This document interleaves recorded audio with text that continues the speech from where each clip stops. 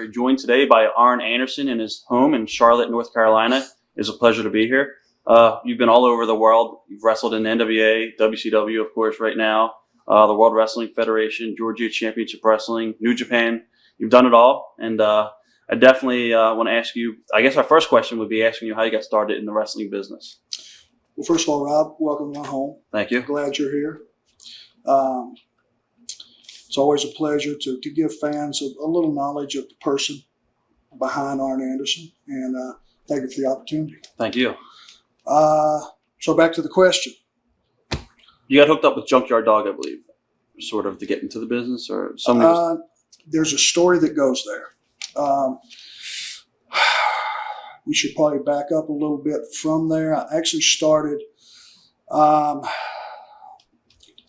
to Atlanta television, which was then called the NWA, Georgia Championship Wrestling. I went down, I wrestled some TV matches, and I happened to wrestle Bob Armstrong and Brad in a TV match, and obviously pretty much got pounded. Right. But Bob saw something in me and maybe potential or diamond in the rough or whatever, and following that match, Bob went back to Pensacola, where he became part of the booking committee and booking office down there, talent relations. Called me and asked me if I'd like to come down and for a few weeks work. So I went down and worked about 3 weeks for Southeastern Championship Wrestling. When that little stint was over, he said, "Listen, Bill Watts is over in Louisiana. I think he would like a guy like you. What do you think?" I said, "Bob, this is what I want to do, Please, anything you can do." He sent me over to do a couple of TVs. Went over. Bill asked me to come back and put me to work. 5.5 months, I worked for him, strictly first match, all the way, just learning. Didn't know anything. Right. Were you a wrestling fan growing up? Oh, yeah. Okay. The biggest. God, I was the kid at 8, 9 years old, would put on a ski mask, put a shoelace down in my underwear, call one of my buddies down. He'd come in the front door. I'd jump off the couch and strangle him to death. The worst. I was the worst. It's all I ever wanted to do from day one. Consequently, being such a huge fan, for Bob Armstrong, who was one of my heroes, to take an interest in me was flabbergasting. Anyway, where the Junkyard Dog story comes in is, at the end of that 5.5 months, it was time, because guys in those days went from territory to territory, and the length of stay in an underleaf slot was probably 6 months tops. Matt Bourne, who was with Ted DiBiase on top as part of the Rat Pack with himself, Doug, and DiBiase, Matt Bourne was heading to Atlanta and he needed a partner. We were at TV one day and they were kicking it around. I just happened to be sitting there, and he said, "I need a partner for Bourne, Dog, what do you think?" He said, "Bill." And that voice of his, "Bill, kid looks just like Ole Anderson. That's an Anderson. Send him with him, make him an Anderson." Bill looked at me and said, "I'll get on the phone." It was Junkyard Dog's idea, and I owe him. God bless him. Rest in peace. He was a good man. Right. That was my first break. He got a hold of Ole. Ole said, "Let me have a look at the kid." That's where he brought me in with Bourne and renamed me from Marty Lundy, as to who I am, to Arn Anderson. Ole gave me the name. What was Ole like as a booker in Georgia? Tyrant, loud, intimidating, incredibly knowledgeable, incredibly fair, had tunnel vision, and probably was the one guy that I was the most afraid of in the wrestling business. Intimidated me to no end. What about Bill Watts? Because it sounds like you're talking about Bill Watts, but you're actually talking about Same thing. Right. Again, I knew Bill Watts strictly as a fan up until that point. Then I knew him as the boss. Bill had I guess Bill was a man's man and always had been, plus the fact that Bill was always the boss. Right. So he held your future in his hands. And a lot of guys would not rock the boat. In those days, you didn't cross the boss, period. Number one, God knows what it would have cost you physically. financially. And if they blackballed you in those days, if you were a troublemaker, I mean, what are you going to do? Whack the boss? Right. What's the next guy going to do? The next promoter bring you in knowing that you whacked the last guy? Bill was pretty intimidating too, equally as much as Ole, I would say.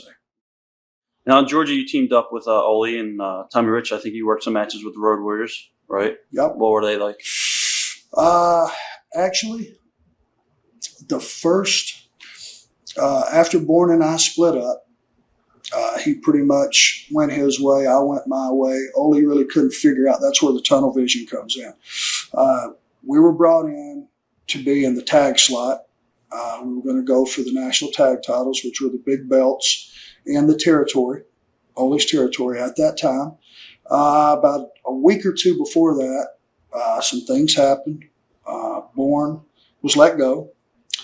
Ole couldn't see me in any other light. So he went up and he found the Road Warriors in the gym in Minneapolis, which was the break of a lifetime for those guys. He brought them down.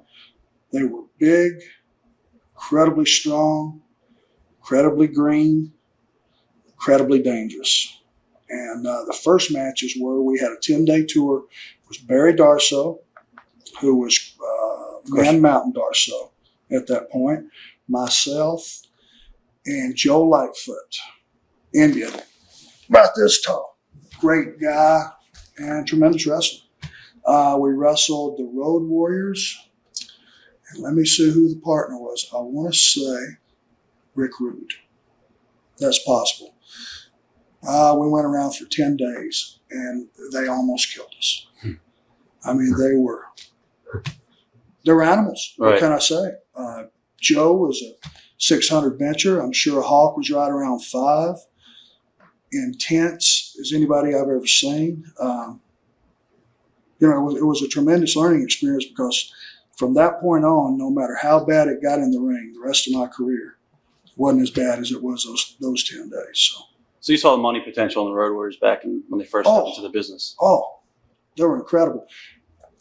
People instantly were in awe of them. They were kind of the first team of that magnitude and that size. I mean, there were some big teams, but never physique-wise, to my memory as a fan. I never saw a distinct team that stayed together. I mean, there were individuals that came along before them, obviously, the Putskys, the Tony Atlases and those guys, but singles, but to have two. Right.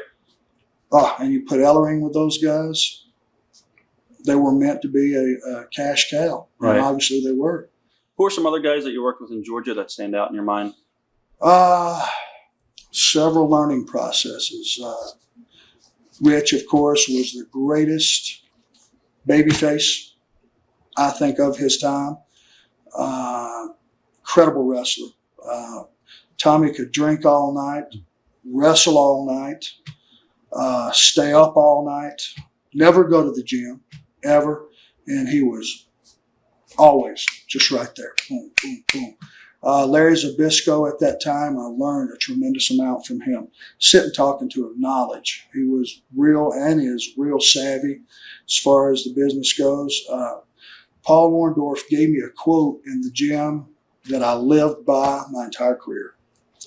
I was in there working out, and he had watched a few matches with Bourne and I as partners. And he came up to me and said one day, he said, "Been watching you." He said, "You got potential." He said, "You stay in the gym, keep your body right, you learn how to talk, you learn how to wrestle, and they can't deny you. Carry that with you." Greatest bit of advice I ever had. And Paul was on his way out, heading to the WWF, and we know that story. Now, were you ever discouraged because you never had the bodybuilder's type of body? You were like, you weren't the big muscle guy your size? Discouraged? No. I felt like, when I came in the business, I was about 6'1", about 255, and I'd done some powerlifting and was stronger than the average bear walking around on the streets. But you walk in this business, a guy that size is right in the middle of the road. Not a small guy, not one of the bigger guys.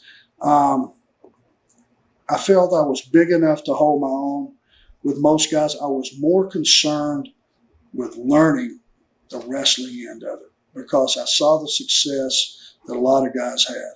And I figured if I could master that part of it, I was strong enough, not quick enough, but quick enough, Right.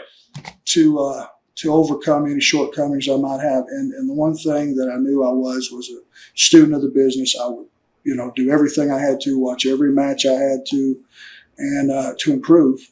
And I figured I could overcome anything. Who would you consider some of your mentors back then? Would it be Ole or? Oh, absolutely.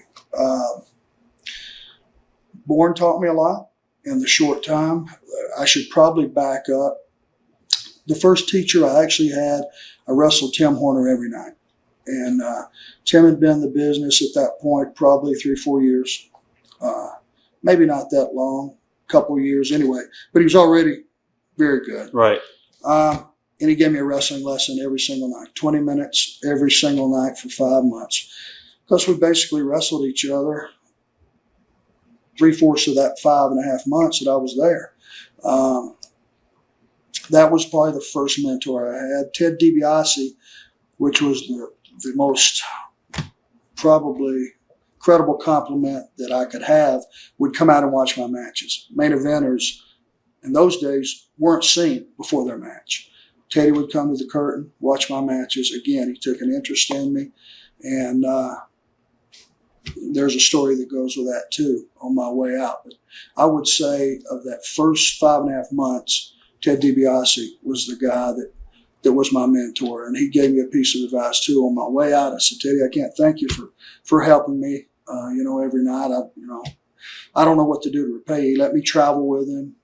Just talking to him every night was such a learning experience. He said, here's what I want you to do. He said, if you ever get in a position, and you will, to learn this business like I think you will, you see a kid out there that you think deserves your help, you help him. It's all the repayment I need. And I took that with me, and I've passed that on also. We'll talk about, you've helped Bill Goldberg, from what I understand, come a long way. So we'll talk about that later on. How did your move from Georgia to Jim Crockett Promotions come about? Okay. After we wrestled the Road Warriors, and I kind of hung around Georgia for a while, but Ole, he only saw me in that one light. He never saw me in any other light.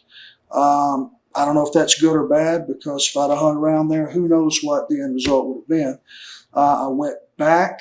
I went back to Pensacola. Right. For 1.5 years. And that was my proving ground where I got experience in front of the cameras. Again, I got to work with Bob Armstrong, Brad Armstrong, Jimmy Golden, Ron Fuller, Robert Fuller. All the Armstrong boys, the Tonga Kid, who was first starting at that particular time. There was just some great talent. And I got to do interviews every week. Jerry Stubbs and I were partners. Jerry taught me a lot. He was a tremendous wrestler. Unlimited potential, had some health problems, probably cost him a multi-million-dollar career. That's where Rick came down, and I actually met Rick in Georgia a couple times before going to Pensacola. He would come in as a champion, and I just talked to him a couple times, but we started to become friends because I would drive him around the territory. In those days, to go pick up the champion in the airport, drive him around was an honor, obviously. So obviously I volunteered to do that. Being a single guy down there, I didn't have family responsibilities. And I went and picked him up and took him to the towns. We became friends. He kept saying, listen, Charlotte is in a rebuilding process. I know that we'd love to have you. I want you. I can make it happen. And I put him off and I put him off. Then I met my current wife, who's from Pensacola, and I really didn't want to leave. But the money offer that he was talking, and it was just a handshake verbal agreement, was just too good to pass up. So he got me booked, and Dusty Rhodes was booking at that time, and away I went. Now, what are your initial impressions of Dusty Rhodes when you first met him? Again, Marty Lundy, the wrestling fan, walked in the door and my chin hit the floor. I was meeting Dusty Rhodes. And I'd been wrestling at that point for 2.5 years. I was still awestruck, starstruck. He was just he was charismatic. You know, he was Dusty Rhodes when I walked in the door. He wasn't Virgil Runnels. He was Dusty Rhodes right out of the chute. Huh. And that impressed me so much. And he said, "Kid, I'll give you the ball, run with it. If you get some yardage, then I'll make sure that your position goes up." And it did. Now, your first series, was it with Manny Fernandez when you first came in? First television. What are your memories of that? Great. I had never met Manny. He came across, and just talking with him is a little distant because he didn't know me either. And the situation we were going to be in, you know, he was pretty intense. And I found out that's just the way Manny is. Manny is very intense. We had some pretty good fights. And I've been in bar fights that weren't that bad. Right. So it was good for me. It was good for him. It was a good first impression of me. I think the fans saw, you know, I get my ass handed to me and get up from it. That helps. That first impression is so crucial when you come into a new area and a new television. It helped me. Now, what are your memories of winning the TV title for the first time when you beat Wahoo in the tournament? Well, that was my first major title. I had held the tag belts a couple times in Southeastern, but this was the big time. And I don't really know if it was wrestling Wahoo or winning the belt, which one rose above the other. Just the ability to be in the ring with a man like Wahoo McDaniel was such an honor. And to take the beating that he gave me made it all worthwhile. And to actually come out on top of a guy like that, even though Wahoo was getting close to the end of his career, still he was more man than most guys in the locker room. And to me, it was a tremendous honor. And I was proud. Can I say I was very proud. What about your memories of matches with Magnum TA?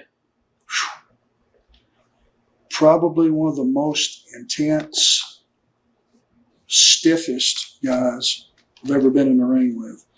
And stiff means, buddy, he would knock your head off. And no other way to put it. Those days, Magnum was about 255 and in that weight room constantly and intense as anybody else. He was hungry. He was starving. He wanted to be the best wrestler in the world. And, buddy, he let you know it every time out there. But it was always a money match when you were in it. No problem with fan involvement. They were into it. They loved him. And he would have been one of the greatest of all time if it hadn't been for the tragedy. When that happened, the car accident, I mean, how was the locker room affected? Pretty devastating. Killed us all. It was the first situation I'd been in the business where you had a tragedy of that magnitude. I'd seen every injury you could see. There weren't a lot of paralyzed situations in those days because the style of wrestling was a lot more. There wasn't a lot of stuff going on off the top rope, which has caused a lot more injuries. I mean, I saw the knees being blown out, the broken ankles, you know, the cracked ribs. I saw the standard injuries, but car wreck, and they said, you know, we went up there first thing the next morning, and first thing they told us is, you know, he may not make it through the night tonight. He probably won't. That just takes your breath. You know, here's one of the guys laying there, one of your friends, and we were so close. Jim Crockett Promotions in those days, the guys were so close, you have no idea. The rivalry was always there, the competitiveness, but we were like a traveling band of gypsies because there wasn't a lot of flying going on at first. It was get in your car and go, sometimes 600 miles, you know, round trip, and a lot of times, you know, 800 miles round trip. And when you're in a car 4 deep for 600-700 miles every day of the week, there's a lot of camaraderie and you're with those same guys. No such thing as a day off. In 85, 86, and 87, there was no such thing as a day off. 7 days a week. Boom. Jim Crockett, we never took a day down except for Christmas. So, you know, it hurt us. He was like your brother, being paralyzed. How did the idea of the Horsemen come about? The way the situation was set up for interviews with Jim Crockett, there were, I think, 228 interviews, and you would sometimes have more than one guy in a given interview segment, talking about his match. Well, obviously, Tully and Rick had been partners. Ole and I had been partners. Rick and Ole had been partners. So we were set up to have, I think, Tully must have been wrestling Dusty. Rick was wrestling somebody for the world title, maybe Magnum. Ole and I think, were wrestling the Road Warriors. So they used us all on this one interview. And it just came to mind, the old Four Horsemen of the Apocalypse, scenario, the pestilence and all this. I used that kind of in that interview. Okay, when we come to X town, when it's over, this is what will be left when the Four Horsemen ride into town. And it just popped in my head. It was just an excerpt. When the interview was over, Tony Schiavone came around the camera and he said, you've just stumbled onto something here. You've named this group. Right. And we went with it. It took off. He pointed it out. We used it from that day, and it was a fluke. Was there ever any problems with egos in the Horsemen at all? Or? There was always ego problems as far as personal. Right. Things outside the business, bell to bell. The thing that made the Horsemen, I think, so great was the unselfishness. The fact that nobody tried to rise above anyone else. Everybody did their part. Everybody pulled their load. And what we tried to do is basically outdo each other. If Tully and I were on, hypothetically, right before Rick, or if it was Ole and I that were on right before Tully and Tully was right before Rick, we tried to outdo Tully. Tully tried to outdo Rick. Right, it was that competitive. Still the show. That was the only, if you can call, tension between the Horsemen. It was all positive. But, when we were in those 8-mans and war games and everything, strictly business. What was Ole like as a partner? The greatest single learning experience I've ever had. He taught me more about tag wrestling in that short time than anyone has since. And it's knowledge I've been able to pass on because it's timeless. He and Gene put together some simple formulas that worked, and they still work today. Problem is, you don't have anyone with the knowledge out there or the willingness to put them into place. Right. If a team came along that was coached properly, and at some point I'd love to have that opportunity to put some of those principles back into play. They were the best. They are the best. When the time capsule's cracked open, they'll still be the best. Now, was it hard being heels since you guys were so over with the male audience? It was easy bell to bell. It was hard trying to check into your hotel and walk the airports, right, and sit down and have a meal because the people loved us.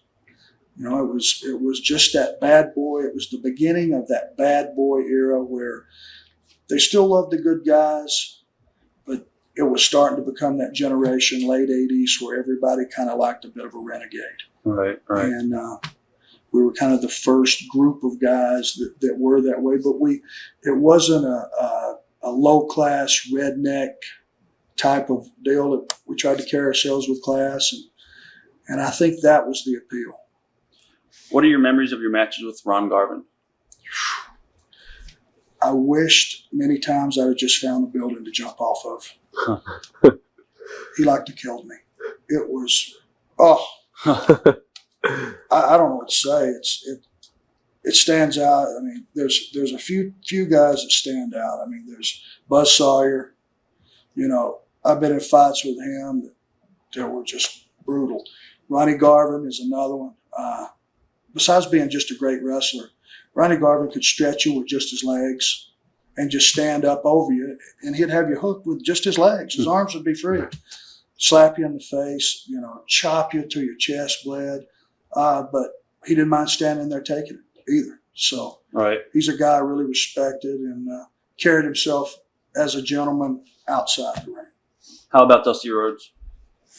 Again, most charismatic guy I've ever been in the ring with. He could talk him into the arena, and when he got him there, Dusty could perform. And for a guy his size, to have that much charisma, you never there was always, and I was never one of the guys because, let's face it, like I said, I didn't have one of those great bodies either.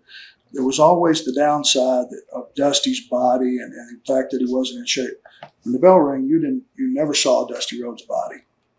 You saw this charisma that loomed around him, and he hooked the crowd and he held them in, bell to bell.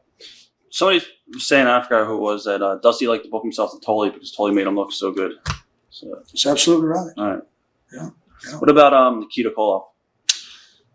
Again, Nikita and I butted heads a little bit at first.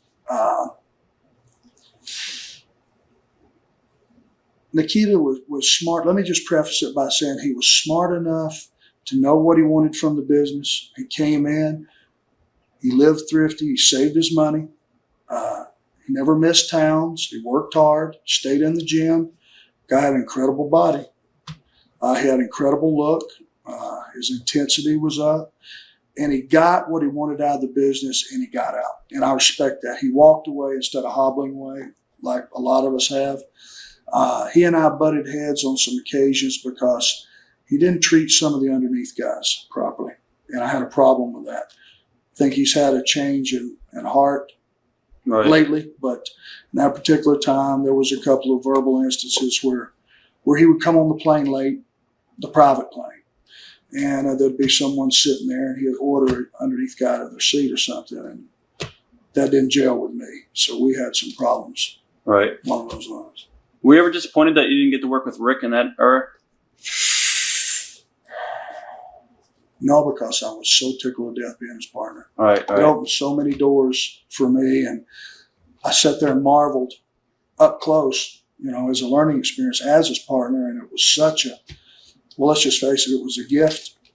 It was, Rick was responsible for me being in the position I was. I think I kept myself there on my own attributes, but obviously.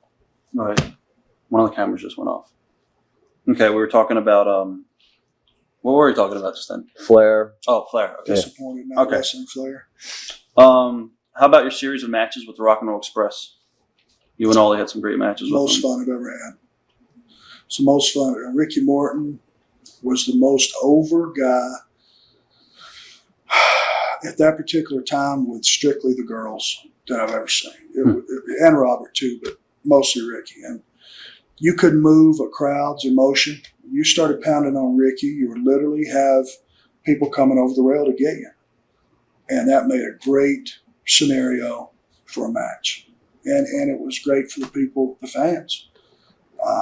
He was tremendous. They were so talented, and the fact that Ricky Morton looked like he was 12 years old, and here's Arn Anderson, the heel of all time, pounding on Ricky. It was just match made in heaven, and we drew a lot of money with those guys. Now, when the Road Warriors, you guys worked with them again in Jim Crockett Promotions. Did they change a lot since you first wrestled them in Georgia? Oh, yeah. Much more polished, still big, strong, and they just, I think having Ellering to do some of their talking and guide them, kept them on even keel because he was really a shooting manager. He took care of their travel, took care of their cars, their scheduling, drove them. He did everything. If you're a guy in this business, that takes a hell of a load off of you. And Hawk was pretty volatile. I got to know Mike and got a heart of gold, heart as big as this room. Joe, same thing. Mike had that one volatile edge, and you never knew. Mike liked to party a little bit. He'd stay up late. He'd stay up a couple of days sometimes. And when he would walk in that building, you didn't know what temperament he was going to be in. That was a little scary. But as far as being polished, they polished their act up pretty good. Did Vince ever contact you at the time? This is like 86, 87? Or? I was sent messages through wrestlers. Right. Nothing but official. Never anything official. How about your series of first matches with Sting? I guess the first question to even go before that question, what was the vibe like when the UWF guys came over when Crockett bought Watts out? I think that was such a huge misuse of resources. Right. We absorbed this company. We bought a territory that I don't know what we bought. Because with the television, we could have just went in and ran the towns anyway. So Right. you bought a losing prospect, but a lot of great talent. And it cost Crockett a lot of money, and it was one of those things that helped, in the end was part of the demise. Right. That and Hot Shot and going out west and private planes and all that mess. But that's another story. But, there was some tremendous talent in UWF. And if we would have merged that talent with ours, we would have strengthened our company incredibly. But we went into this them versus us. Right. Jim Crockett being the boss, having the political pull. Obviously, our guys were favored. And it kind of squashed them as a promotion. And that was a mistake. And it was a huge mistake. So there was a lot of guys that would have been very beneficial at that time. We should have been smart enough to elevate them and us, combine the two. Right. Seems like only a couple guys like Sting survived that whole deal. Yeah. Big Bubba survived. Right. Some casualties were Terry Taylor, Steve Williams. Was Gordy there then? No, I think he went back to Japan. No. Okay. Yeah. Eddie Gilbert. Yeah, Eddie Gilbert. Yeah, Eddie Gilbert. What was Jim Crockett like as a promoter? I don't know. I never got to know him. Wow. Obviously, I worked for the guy for 3.5 years, and he made me a tremendous living. I got close to Jackie. I was pretty close to David. But Jimmy is one of those guys that would never let you in.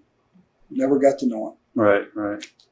How different was kayfabe in the business at the time compared to now? Where, like 10 years ago, we would never have done this interview. So All right. let's just scratch that. Okay. That's just one of those. Okay. Cool. What was the feeling among you guys when Ole left the Horsemen?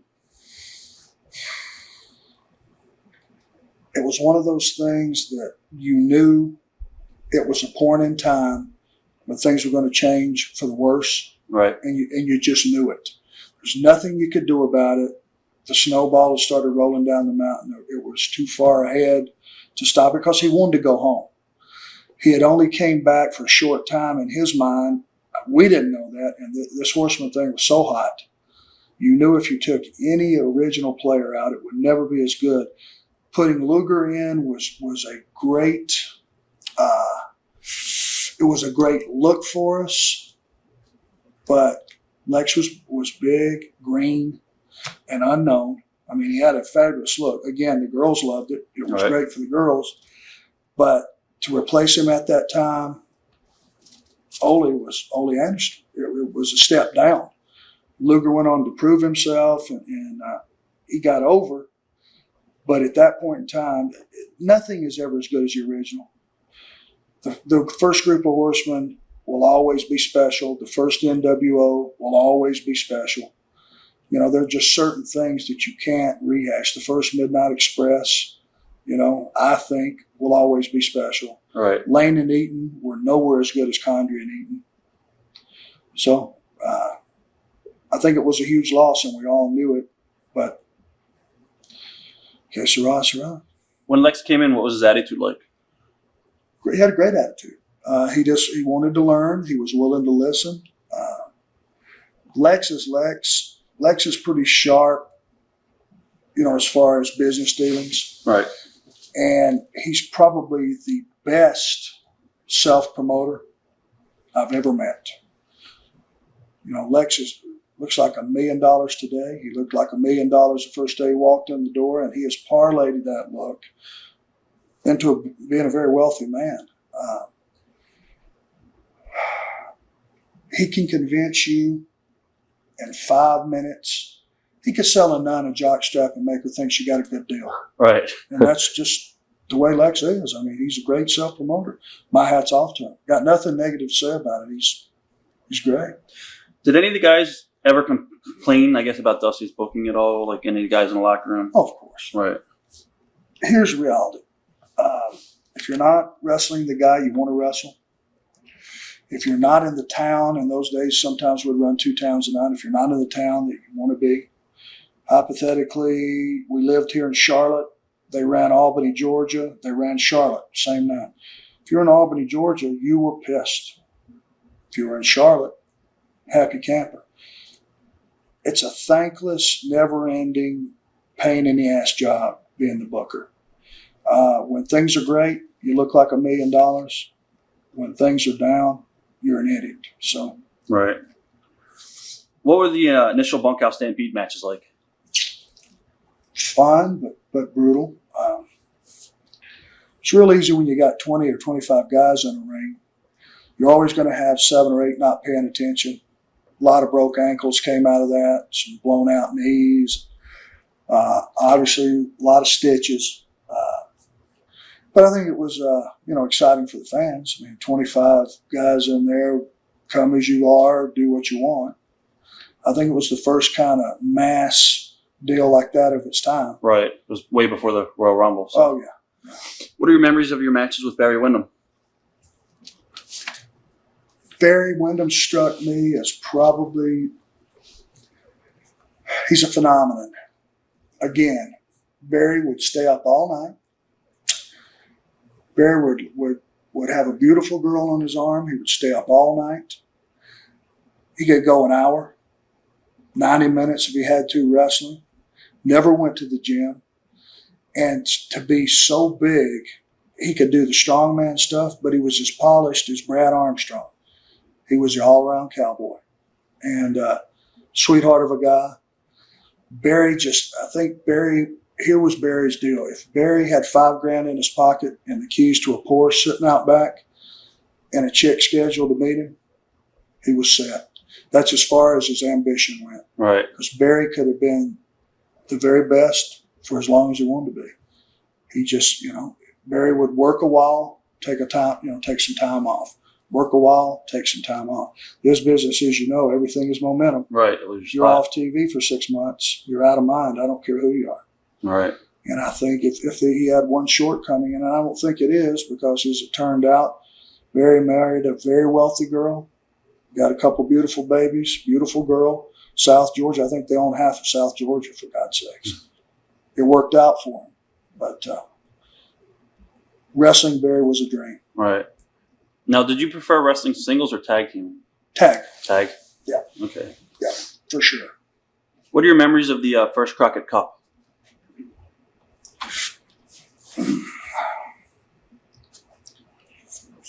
I think that Tully and I didn't do very well.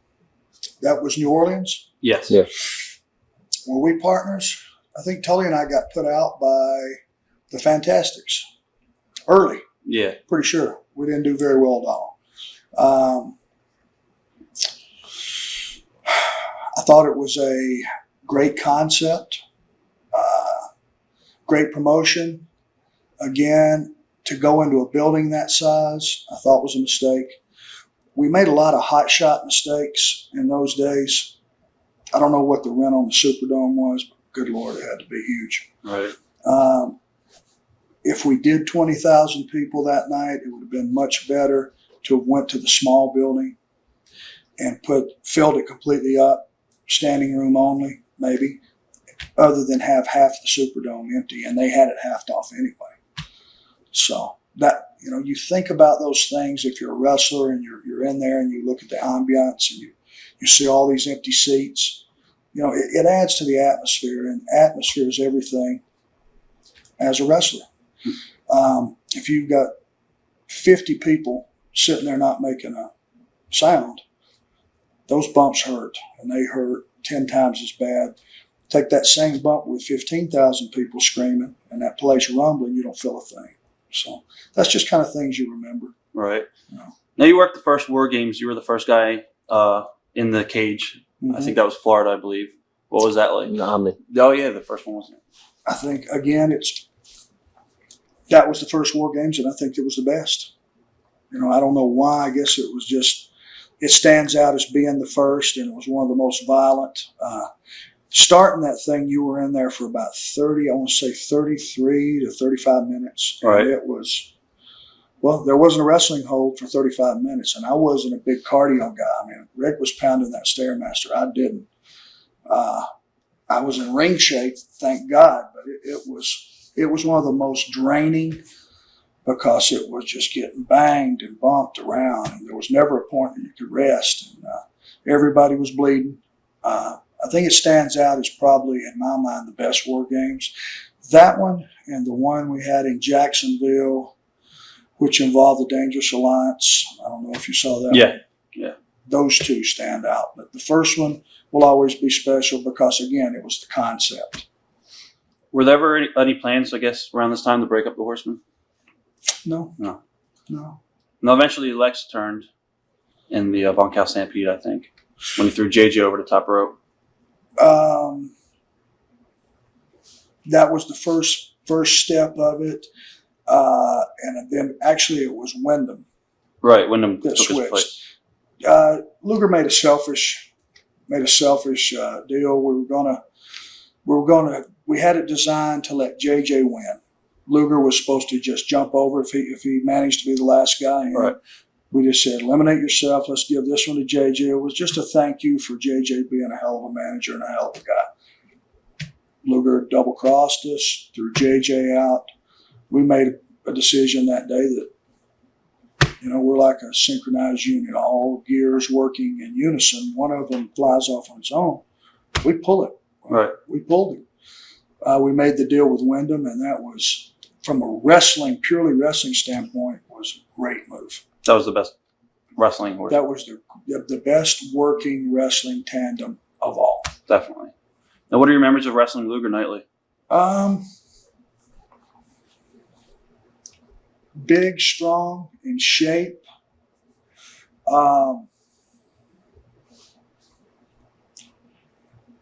Still, at that point in time, his knowledge was not where it should have been, but he overcame it.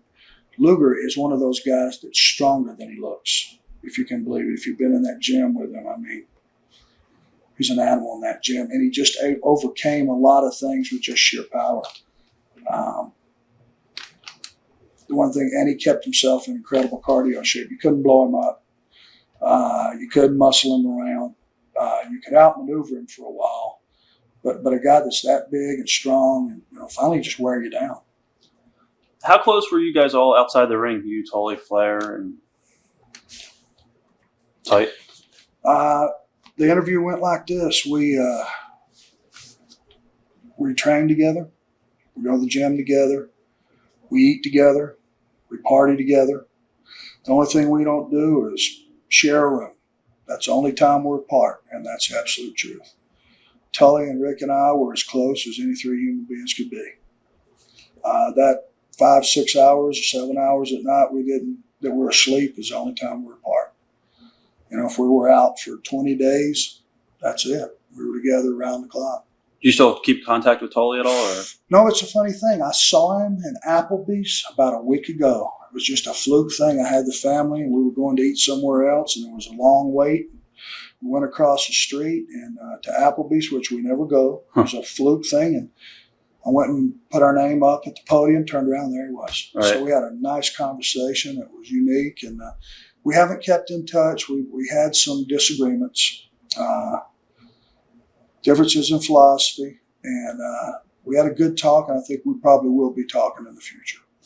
What are your memories of with the Midnight Express, you and Tully?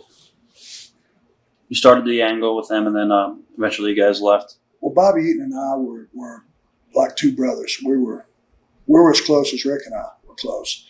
Bobby lived a rock's throw behind me, so we traveled together a lot on some of the driving shots. Rick would fly some of the longer ones, we would drive them. That was just the luxury of being world champion. So we traveled together a lot, and I think him and Dennis Condrey were probably the best team I ever saw, at that time. Purely manipulative, utilizing their manager.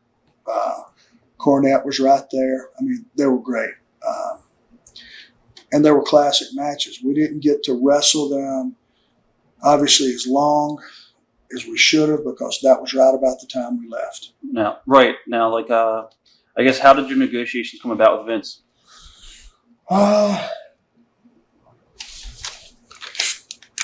There were some incidents.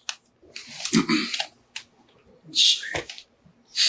There were some incidents in the front office of where we're going to be sold to Turner. Are we not? Are we going bankrupt? Are we going belly up? I know that Jim Crockett was in a lot of financial duress. At that point in time, we were as hot as you could possibly be. We did the angle with the Midnight Express, and coming out of the Great American Bashes, all the advances were actually up. The matches were Luger and Flair, us against the Midnight Express. And we did the new Charlotte Coliseum, we did like 20,000 people, which is near capacity, which is huge. We couldn't get a straight answer from Jim Crockett. He had made us a promise, contract-wise. We had done a pay-per-view from Long Island earlier. He had made us a promise on a payoff that didn't come through. Basically, he was swerving us, and we knew there was a point in time that if we're going to make a change, that was the time to do it. I put out a feeler, and he said, absolutely. Something happened in Houston that wasn't to our liking as far as being just treatment on television. It had nothing to do with winning or losing or who we were wrestling, but there was just an incident that I'd rather not go into. I addressed it with Jim Crockett. He didn't handle it properly. So I went and picked up the phone and called Vince McMahon. Was Rick shocked that you guys were leaving, or was he standing behind you guys? He didn't believe it. He didn't believe it? Yeah, he didn't believe it. I called Vince that night. He said, there'll be a first-class plane ticket sitting there for you in the morning. We flew to Stanford. He picked us up in the limo, took us to his house. We sat out by the pool, put the deal together, flew back to Philly that night, walked in and told Jim Crockett, this is our last night. Right, and you lost the belts in Philly. We lost the belts to the Midnight Express. Bobby Eaton beat me right in the middle with leg off the top, Alabama Jam, and we left. Rick didn't believe it. He believed, well, these guys are blowing off steam. The next afternoon, we had an afternoon show in Fayetteville, North Carolina. And he called. We weren't there. Then it occurred to him, it was time for TV to start. We weren't there, and he cracked. How did the rest of the boys react? There's probably a lot that wanted to see us go. There was probably a lot that didn't. The guys that were confident in their position and their abilities, I'm sure, hated the fact that deal was over because the Horsemen carried Jim Crockett Promotions, for a long time. Drew a lot of money, and I'm not saying we were the entire company. That's the farthest thing from the truth. The Midnight Express, the Rock and Roll Express, Magnum, Nikita, Ivan Koloff. We had a huge array of talent. Dusty, obviously all these guys. The Garvins, everybody. But we were the consistently top 3 matches, every night for years. And to see that broken up wasn't good for the wrestling business. It certainly wasn't good for the company. And I'm sure the guys that wanted to move up the ladder were tickled to death. Right. What were your initial impressions of Vince? Probably the most intelligent, articulate, smoothest guy I've ever met. He was the classiest. He would come up and he would talk to you for 5 minutes, and when he walked off, you felt like you had to get your feet back on the ground. He made you feel that good about yourself. And go on record as saying, the 14 months I was there, they treated me as a company better than I'd ever been treated in my life. That was one of my questions. Did he make good on all his promises? Everything. And then some. The only reason I left, period, is I had a 3-year-old son, which is my oldest now. And when he started, we were gone 24 days a month, bar none. That was the schedule. 24 days gone. We were never in Charlotte. We never ran any towns that I could drive back and forth to. And it cracked me. He was crying, Daddy, when are you coming home? And I cracked. And I just told him, Vince, I got to go home. Right. And that's why I made the deal to come back here, because they were only working 8 days a month in WCW. Right. That was it. Basically just doing television. And the difference in 8 and 24, do the math. Now, how different were the locker rooms from the NWA days when you were in WWF? The politics is completely different. They have very stringent locker room rules that are unsaid. Some are said, some are unsaid. There's cardinal rules, things you don't break. Most of the guys that go to work for Vince, if they're allowed to, they stay until he runs them off. It is such a good place to work, and you make a good living. And if he puts you in that one spot for 6, 8 months, and you have one of those $500,000 runs, or end up doing $1 million for the year, you're set up for life in essence.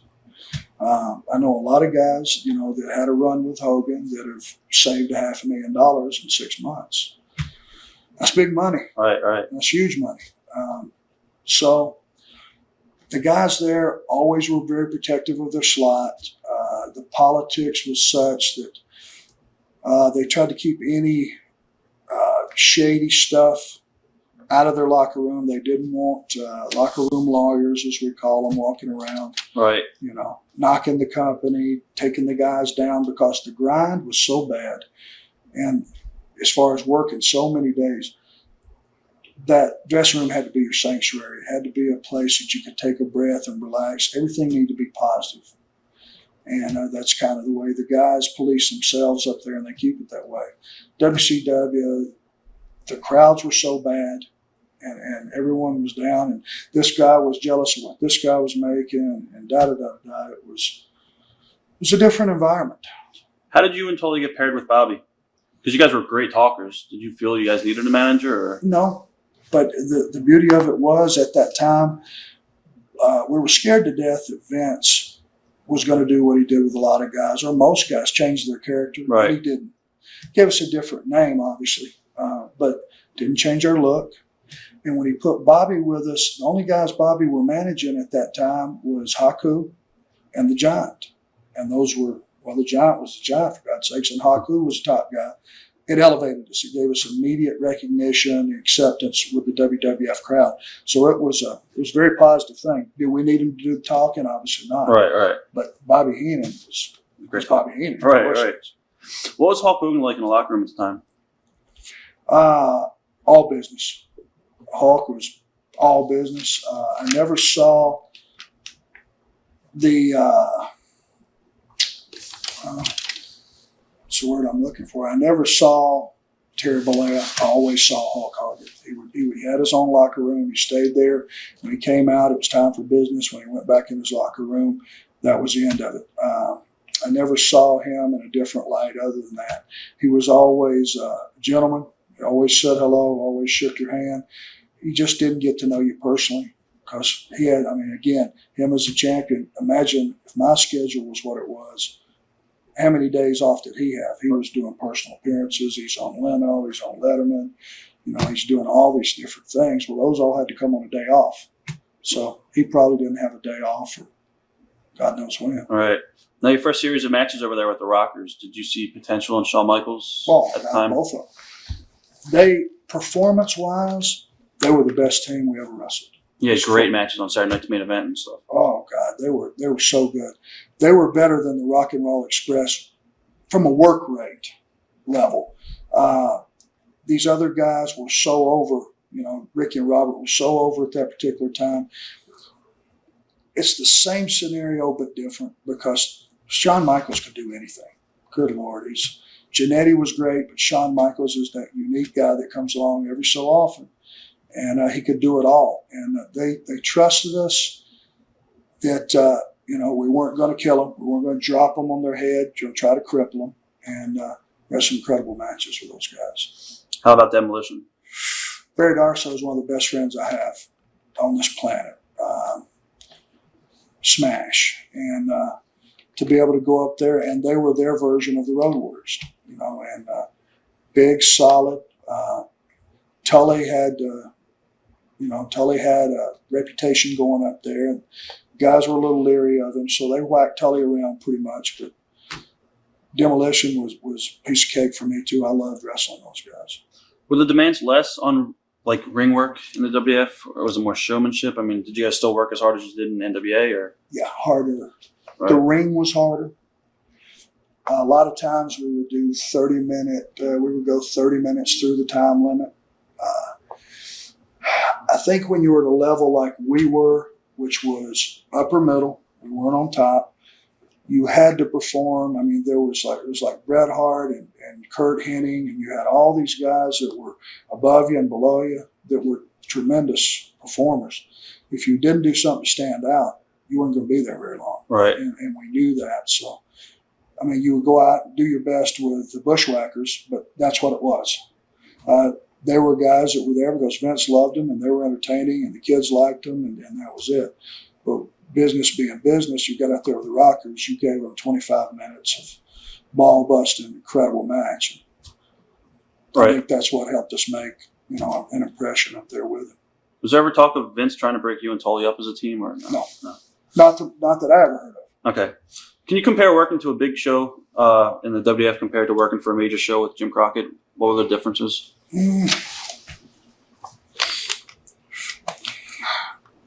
WWF is night and day, period. From the lighting grid to the pyro, to the clarity of the picture, to the way it's promoted, to the way it's built. It's an event. It's not a wrestling show. It's an event. Jim Crockett, it was a wrestling show. Vince he has spent the money to put together a product that's unparalleled.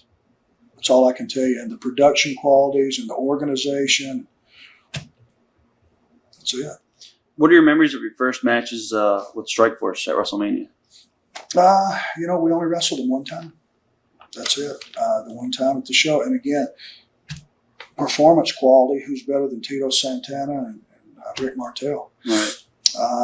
The one thing I hated is it wasn't budgeted for much time. And on those shows, that's the way it goes. You don't have a lot of time.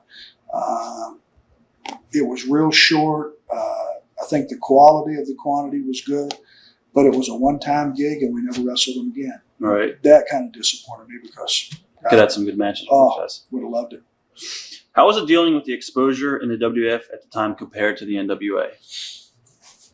Funny thing, as hot as the Horsemen were, and now we traveled the country too, but the power of the WWF television went into so many markets and it was in such great time slots that after being up there 14 months and coming back here and being here all those years, we were bigger stars. I was. When I came back here, it was like a whole new group of people knew me. Right. And they knew me as Brainbuster now. It wasn't Horseman.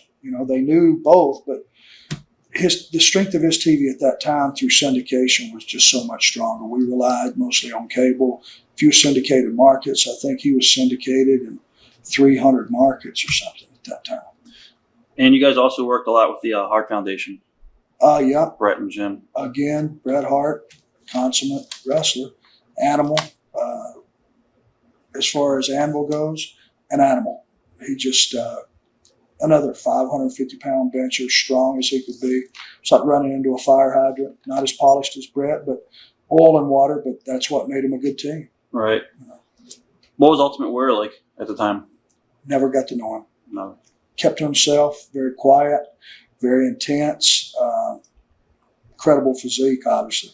And he was a guy that Vince took and decided he was going to make a star that wasn't a great wrestler. Probably will never be a great wrestler, but was just good enough that his look and his charisma and the way he was promoted made a good package. Okay, when you guys finally gave notice in the World Wrestling Federation, how was Vince with you guys in your final days? It was kind of touchy there.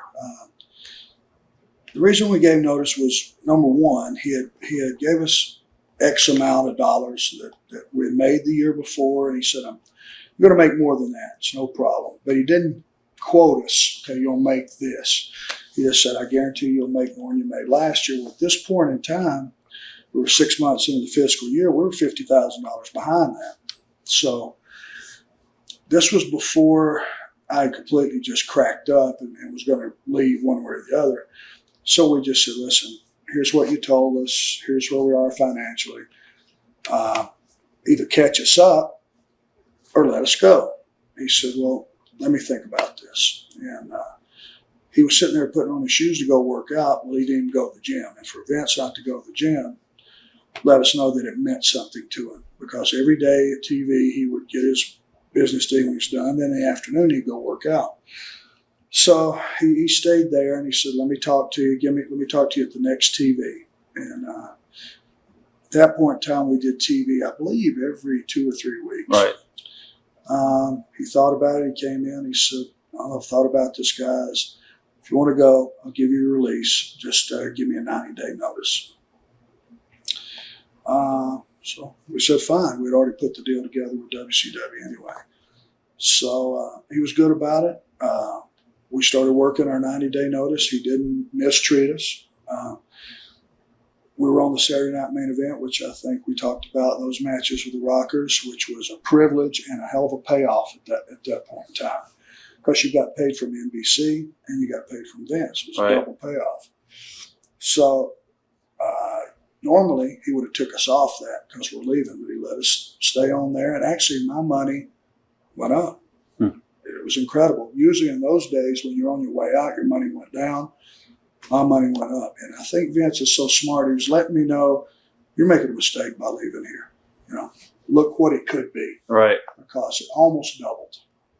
And I ended up having the biggest year I'd had in the business by far. And makes you think. You know, I was thinking, I said, I know I'm doing the right thing. I'm going home to be with my son and my wife, but potential to make some money up here. Right. So he treated us well. He did. How different was WCW under Turner's ownership when you returned? Totally corporate. Now it wasn't wrestling people running it. Jim Herd was the boss. Right. Jim Herd didn't know anything about wrestling. Thought he did.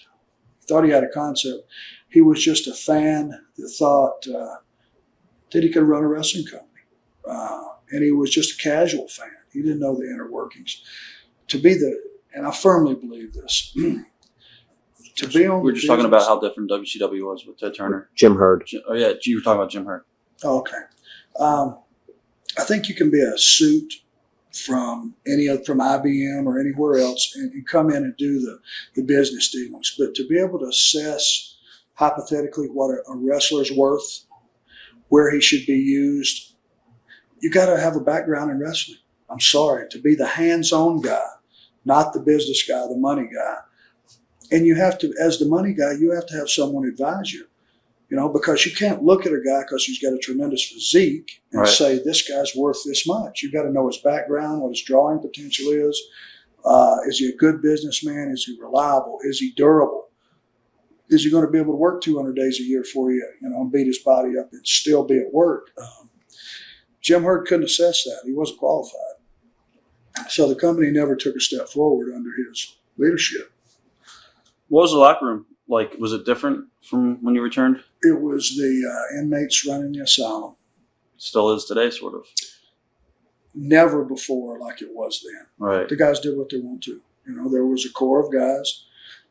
Because let's face it, and as bad as that sounds, they knew a hell of a lot more than the guy that was running the place. So why not? The guy was an idiot. Right. That's all I could tell you. Jim Herd was an idiot. Now, when you came back, you did the surprise angle where you came in with Rick, and I guess you feuded with Buzz Sawyer and Muta. Mm-hmm. What was that like? Like I said, Buzz, it was like being in a bar fight every night.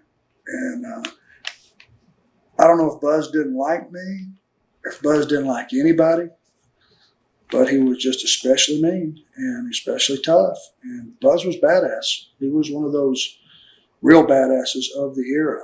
And we got into some pretty serious scrapes, and Muta was as polished as anybody. Right. Muta was great. And it was, I did not enjoy the matches. Let's just put it that way. Number one, I was cast in the wrong role. I was a good guy, hugely miscast, and fish out of water. Thank God it was short-lived. Right. Now, also, I guess at the time, Sting was with the Horsemen, and then eventually you guys turned on Sting. And that was, he was like a horseman for a week, right, or something. Right. And that's where we would have started. That would have been one of those pivotal points where the company would started to turn around a little bit. When that angle, which was well done, and you really got a grip on what a great talker Ole Anderson was during that interview when he was saying, Sting, look, time's running out. He convinced me. Right. Sting blew his knee out that night, and we lost it for 6 months, and all that momentum was just gone. You don't replace a Sting, not at that point in time. And that hurt the company big time. What are your memories of your series with the Steiners at the time? God, I've wrestled the Steiners, I've bet you 1,000 times with 5 different partners. Beat them one time, if you can believe that. Bobby Eaton and I. Right. That was during the Bill Watts era, which means I'm 1 in 999. Right. That says it all. I don't think I can beat Rick Steiner's 8-year-old kid. It's just something in the genetics. How about Sid Vicious? How did he wind up being a Horseman? We recruited Sid because of the success we had with Luger, having a power guy. You got to have a power guy in a unit if you're going to go up against Steiners, Road Warriors, all these guys. We just didn't have a guy that could physically match up. And Sid was the guy at that time. He just worked, and he was so intimidating looking. I mean, he was going to give us that edge. And it worked for a while. And then I think some front office problems, went south, and Sid went north. Right. I think it's one of those deals. Eventually, Barry Windham came back as well, I believe. And, Yeah. How did Ole Anderson wind up leaving? As far as company? I think he left the company, yeah.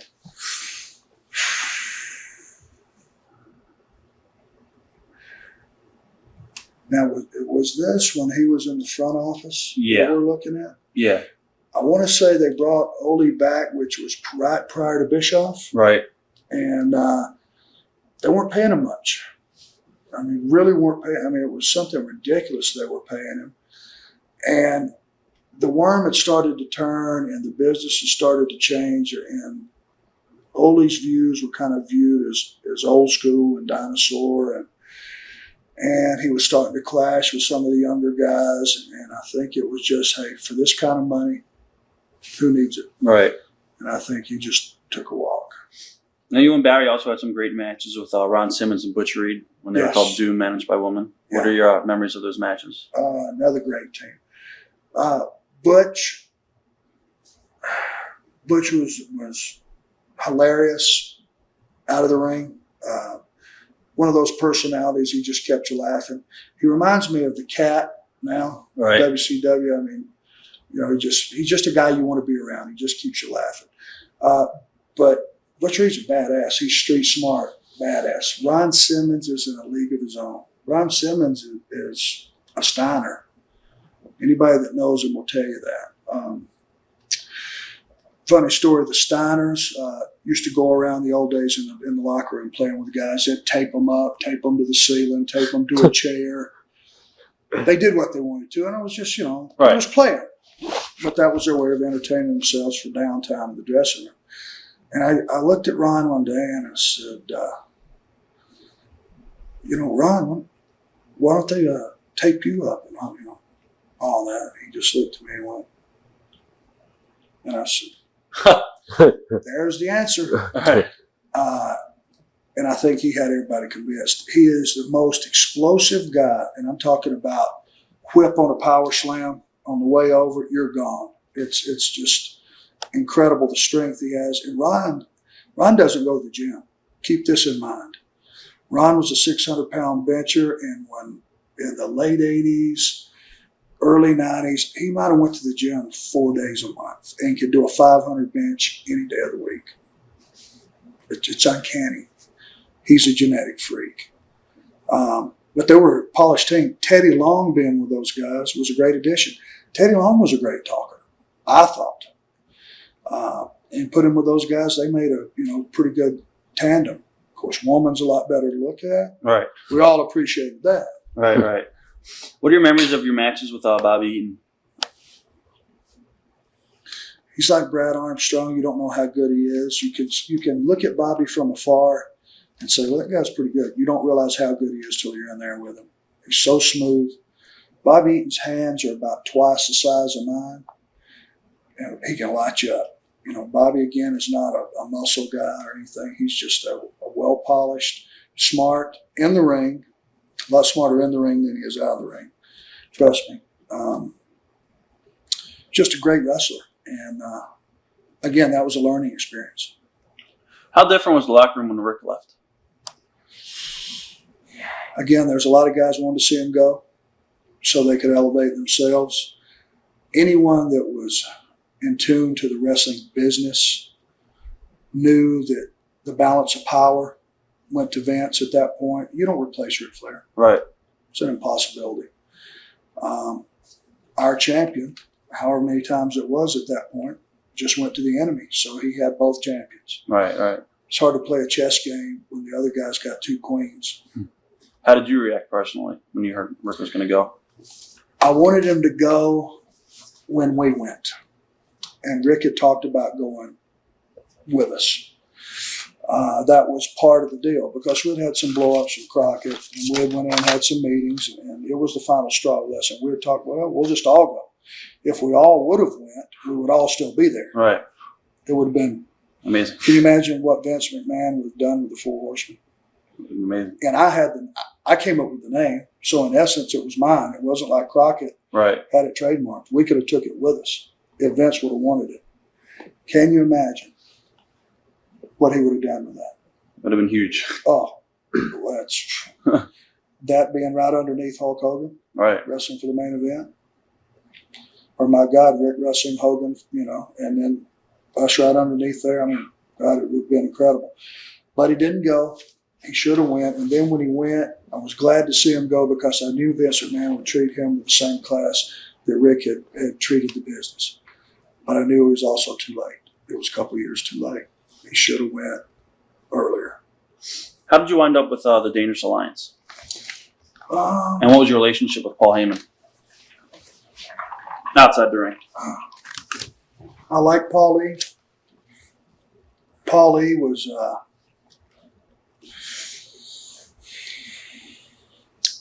BSer, but if you could cut through the BS, he was a pretty fair guy. He was a guy that wished things to be a way so much that he actually saw them being that way when they really weren't, if that makes any sense. The Dangerous Alliance was a great group. If you look, just break down the talent that was involved. When you look at that group of wrestlers, it may have been the greatest talent group of all time. Rick Rude, Bobby Eaton, Larry Zbyszko, Steve Austin, Arn Anderson, Medusa, Paul Heyman. Am I missing somebody? I think they're the key guys. That's it. Yeah. It's a pretty damn good talent roster.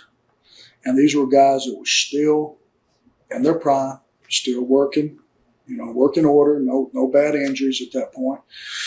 Problem is, WCW has never been the vehicle to promote such a group. And it's one of our shortcomings, and I'm not blaming anybody because at this point in time, this interview's being done, I work for WCW, and I'm loyal. I've been with them 10 years straight, take the 14 months out, and I've been with them 15 years straight that I went to work for Vince because I still consider the NWA WCW. Right. So I'm loyal. Always have been, but our shortcoming is promoting our product. Getting it out there and making these guys bigger than life. And Vince does that. He's the best at it. I was going to ask you about WCW later. What are your memories of your matches with you and Bobby against Dustin and Ricky Steamboat? I've got one that stands out. We're wrestling in the Omni. 1 hour time limit. 56-minute mark. Dustin Rhodes, who was still a kid at the time, completely ran out of gas. And he started hallucinating or something. He started screaming in the ring. I think I had an arm lock or arm bar or something on him. And he just starts going, ah! Ah! And I'm looking at Bobby. I'm looking at the referee. And he's, ah! I tagged Bobby. It scared me. I thought this guy was flipping out. He was flipping out. I tagged Bobby. Bobby gets in, grabbed him. Same thing. I guess the guy was so blown up. Right. He flipped out. And it went like 59 minutes or something. I think Steamboat caught a fall on Bobby or something, but it was one of the strangest things I've ever encountered. The next day, I came up to Dustin. I said, you know, it was a tough match. What's the matter with you? He didn't have an answer. I don't think he even remembered it. I think if you've ever wrestled, if you've ever done anything for an hour straight, it's a long time. Right. You know, and I think he just blew sky high. Well, that's a horrible memory of wrestling two guys of that quality. But along the same lines, Ricky Steamboat is probably the best babyface that ever lived. And, you know, I say that without any contention. You know, he was just the best. He was the smoothest. He had the best physique. He was the best looking. You know, he had good looking gear. I mean, the guy was just across the board, was just, you know, he was always tanned. And he's a gentleman. Right. Ricky Steamboat is one of those classic, put him in a capsule, you know, look at him 50 years from now, and he's your prototype for what you want to be a good guy wrestler. He's the guy. What was the vibe like in the locker room when Bill Watts came in? Dread. Anybody that ever worked for him before? We didn't know, you know, what he was going to bring. But when we found out what he was doing, it was horrible. And the word we got was Bill Watts came in under the pretense, don't pay me a salary, just pay me out of what I can save the company. Well, the numbers didn't go up. The houses didn't go up. He just cut everybody's salary. And that's how he made his living, and me included. He cut mine in half. And I took it personally because I have a family. And thank God I was smart enough to maneuver myself into a position to do the angle with his kid, sit home and get paid for 4 months. Partial pay, but whatever it was, you know, to sit home and get paid for 4 months and not do anything doesn't suck. And I was smart enough to maneuver myself in a position, but he was just, and the only thing he could tell me, the thing that really drove me crazy was he said, you and Bobby are the best team we have here. You're the best working team we have here. You're a great talker, but you've been here too long. Now, Bret Hart had been with Vince at that point for 10 years. Other guys have been up there 10 years. I didn't understand that. What do you mean I've been here too long? So I go from this TV to that TV. It's still wrestling. Most people don't know the difference. Right.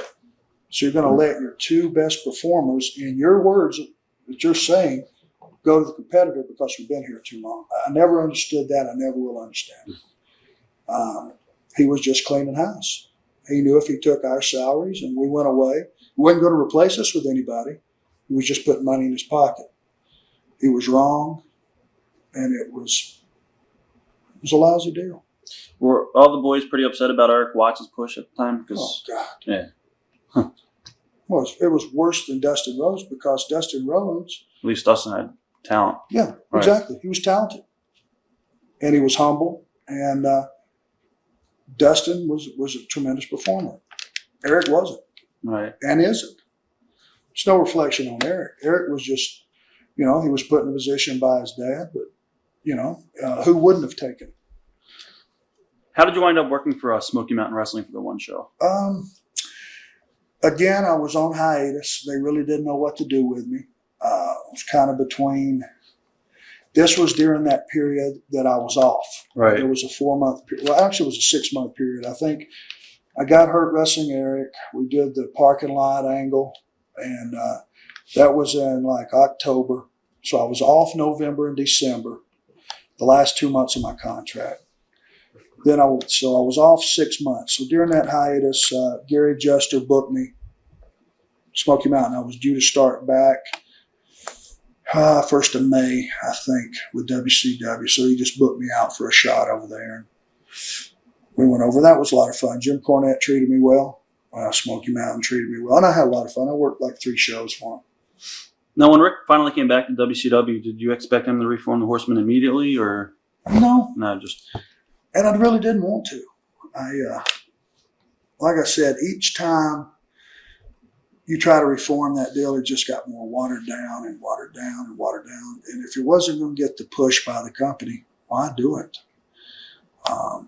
But the minute he walked in the door, Right. all the fans started this. It's what they wanted, so we gave it to them. Now, eventually, Paul Roma came into the group. Now, how close was Tully coming back before Paul Roma entered the Horsemen? Very close. He was actually at a show in Texas, and I think what Tully wanted was way out of line, and the number of days he wanted to work was way out of line because the rest of us weren't on a set number of days. I think Tully wanted to work 10 days a month for X number of dollars, and that wouldn't have worked. And if they would have given it to him, the rest of us would have balked. Right. I certainly would have. So we were the ones that were getting this deal back together for him to come in and get the gravy. That didn't work for me. And that didn't matter if it was Tully Blanchard or who it was. It just was wrong. Now, you and Rick had some great matches with Steve Austin and Brian Pillman. Mm-hmm. What are your memories of those matches and the angles leading up to it with Flair for the Gold and all Just that? that they belong together. Pillman and Austin belong together. Their personalities and everything was so good. And I saw something in Austin. The guy was so fluid, and he had a personality that was just, he was just himself. And they couldn't figure out what to make him. And I actually said one day up in the office, and I was starting to become part of the office at that point. I said, guys, let's just let him be what he is, a hunting, fishing, tobacco chewing guy. It just kind of bounced around the walls, and nobody heard what I was saying. Well, that's what Vince made him. But those guys were great together. The entertainment value, God bless Brian Pillman. He was, the loose cannon deal was the greatest performance of all time. And I'm not sure that really wasn't him. Right. What are your memories of your matches with Mick Foley, Cactus Jack? I'm not sure I ever wrestled him. Really? I don't know why I even heard that then. If I did, it was such an isolated incident that I don't remember it. I regret that I never did. What was Kip Fry like to work for? Tremendous. Matter of fact, we had a tremendous deal put together right before he got fired. Right. I wished he would have hung around a little longer. Now, I think also at the time you also had some series of matches with Steven Regal and Paul Orndorff. Mm-hmm. Paul was I was a big fan of Paul Orndorff's. Back to the days when I was a fan and the advice that he had given me, and I really enjoyed. Paul and I's styles were very similar, which I enjoyed. Regal was one of those guys that was light years ahead of his time too. The stuff that he does, it was like talking Latin to me. I had no concept of how to counter it and what to do, and he kind of just danced around me, made me look a little foolish because I felt pretty inept out there with him. He was so good, to be honest with you. But that English style. Right. Yeah. And I think also around this time, it might have been a little bit before or after, I'm not sure, you also went to New Japan and you worked some matches with Steve Austin. You worked one match over there. It was a title tournament, wasn't it? TV title tournament, maybe? I wrestled a match with Austin. Right. Yeah. It was the first day over that we got there, I think, on TV. And if you've ever made the trip to Japan, the first day, you're miserable. Right. The flight's so bad, and you wake up all night long because you slept on the plane, and it's this time here and that time there, and the first day is not good. Usually the second day you've gotten it out of you. I don't think we had near the quality match we could have had.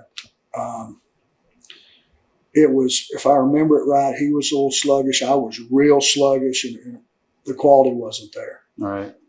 Which I regret. What were your early impressions of Eric Bischoff when he first came into power? Good. The guy had a vision, and Eric is a great talker, and he's a very personable guy when he wants to be, and he has a vision. He has a way of selling you on his vision, and it was at that time, he's the first guy that said, we can overtake Vince. And he said, I'm going to put the pieces in place to do it. Did you believe him? Or?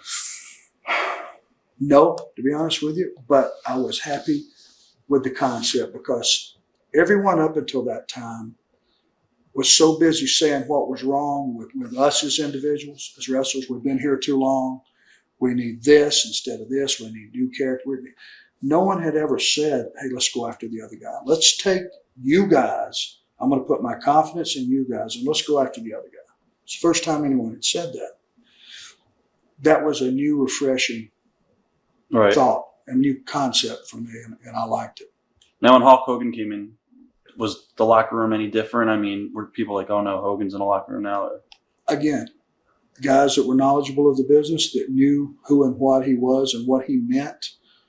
I knew that Hulk Hogan was another 5,000 people in the house no matter where you went. Right. Doesn't matter. Promote it, don't promote it. Just put his name out front. And that's another 5,000 people. And I knew that because I'd been in New York and I saw the guy was a demigod. Never seen a reaction like that in my life to anything. When Hulk came through that curtain, good Lord. And I knew that it was going to be positive. Right. Now, around this time, you also did maybe one angle, and then you worked one house show, one Worlds Collide for ECW. You worked with, I think it was you and Terry Funk against Bobby Eaton and Sabu. Mm-hmm. How did that come about? Again, they booked us out and booked Bobby and I out. I think this was still kind of when we're in that interim period. And the story was that when Bobby and I were partners for that year and a half, whatever it was, and when we were let go, when I got hurt, Bobby didn't wait on me. You know, he just went on. He went to Smoky Mountain and did his own thing, and that was the story. And they kind of carried that theme through into the ECW TV. And we did the same thing there. And that was one of those deals. It was horrible to watch. As far as what? As far as working? Well, Terry started with Sabu. Right. And this was their home turf. And as I saw it develop, I knew what they were doing. They were protecting themselves. We were just passing through. We were there for one day and one day only. I knew it, they knew it, and they were taking care of themselves. Now, the match started. These guys fought all over the building, up in the balcony, all the way down. Bobby Eaton and I were standing there, scratching our ass for 5 minutes, literally, watching this. Right. They roll back in the ring. They're both bleeding, and they come over and tag us. Now, as a wrestler, there's nowhere to go from there. Right. What do you do? I mean, they fell out of the balcony. They went through tables. They've done everything. So we went in. I grabbed the headlock, sat down with it. The place went silent. Right. And I just looked at the ref, and the ref went, you know, I don't know if he expected us to try to outdo those guys or what. And I said, pal, I'm passing through. And we just, you know, went through a little bit of a match and tagged out, and they did their thing, and the match was concluded. But they knew what they were doing, trust me. From the wrestler perspective, they were protecting their own self. Was there any truth into this that Sabu said not to work his neck, and then you told him not to work your neck, and then somehow you guys started working each other's necks? Because I know you had a bad neck at the time. And I know Sabu had a bad neck.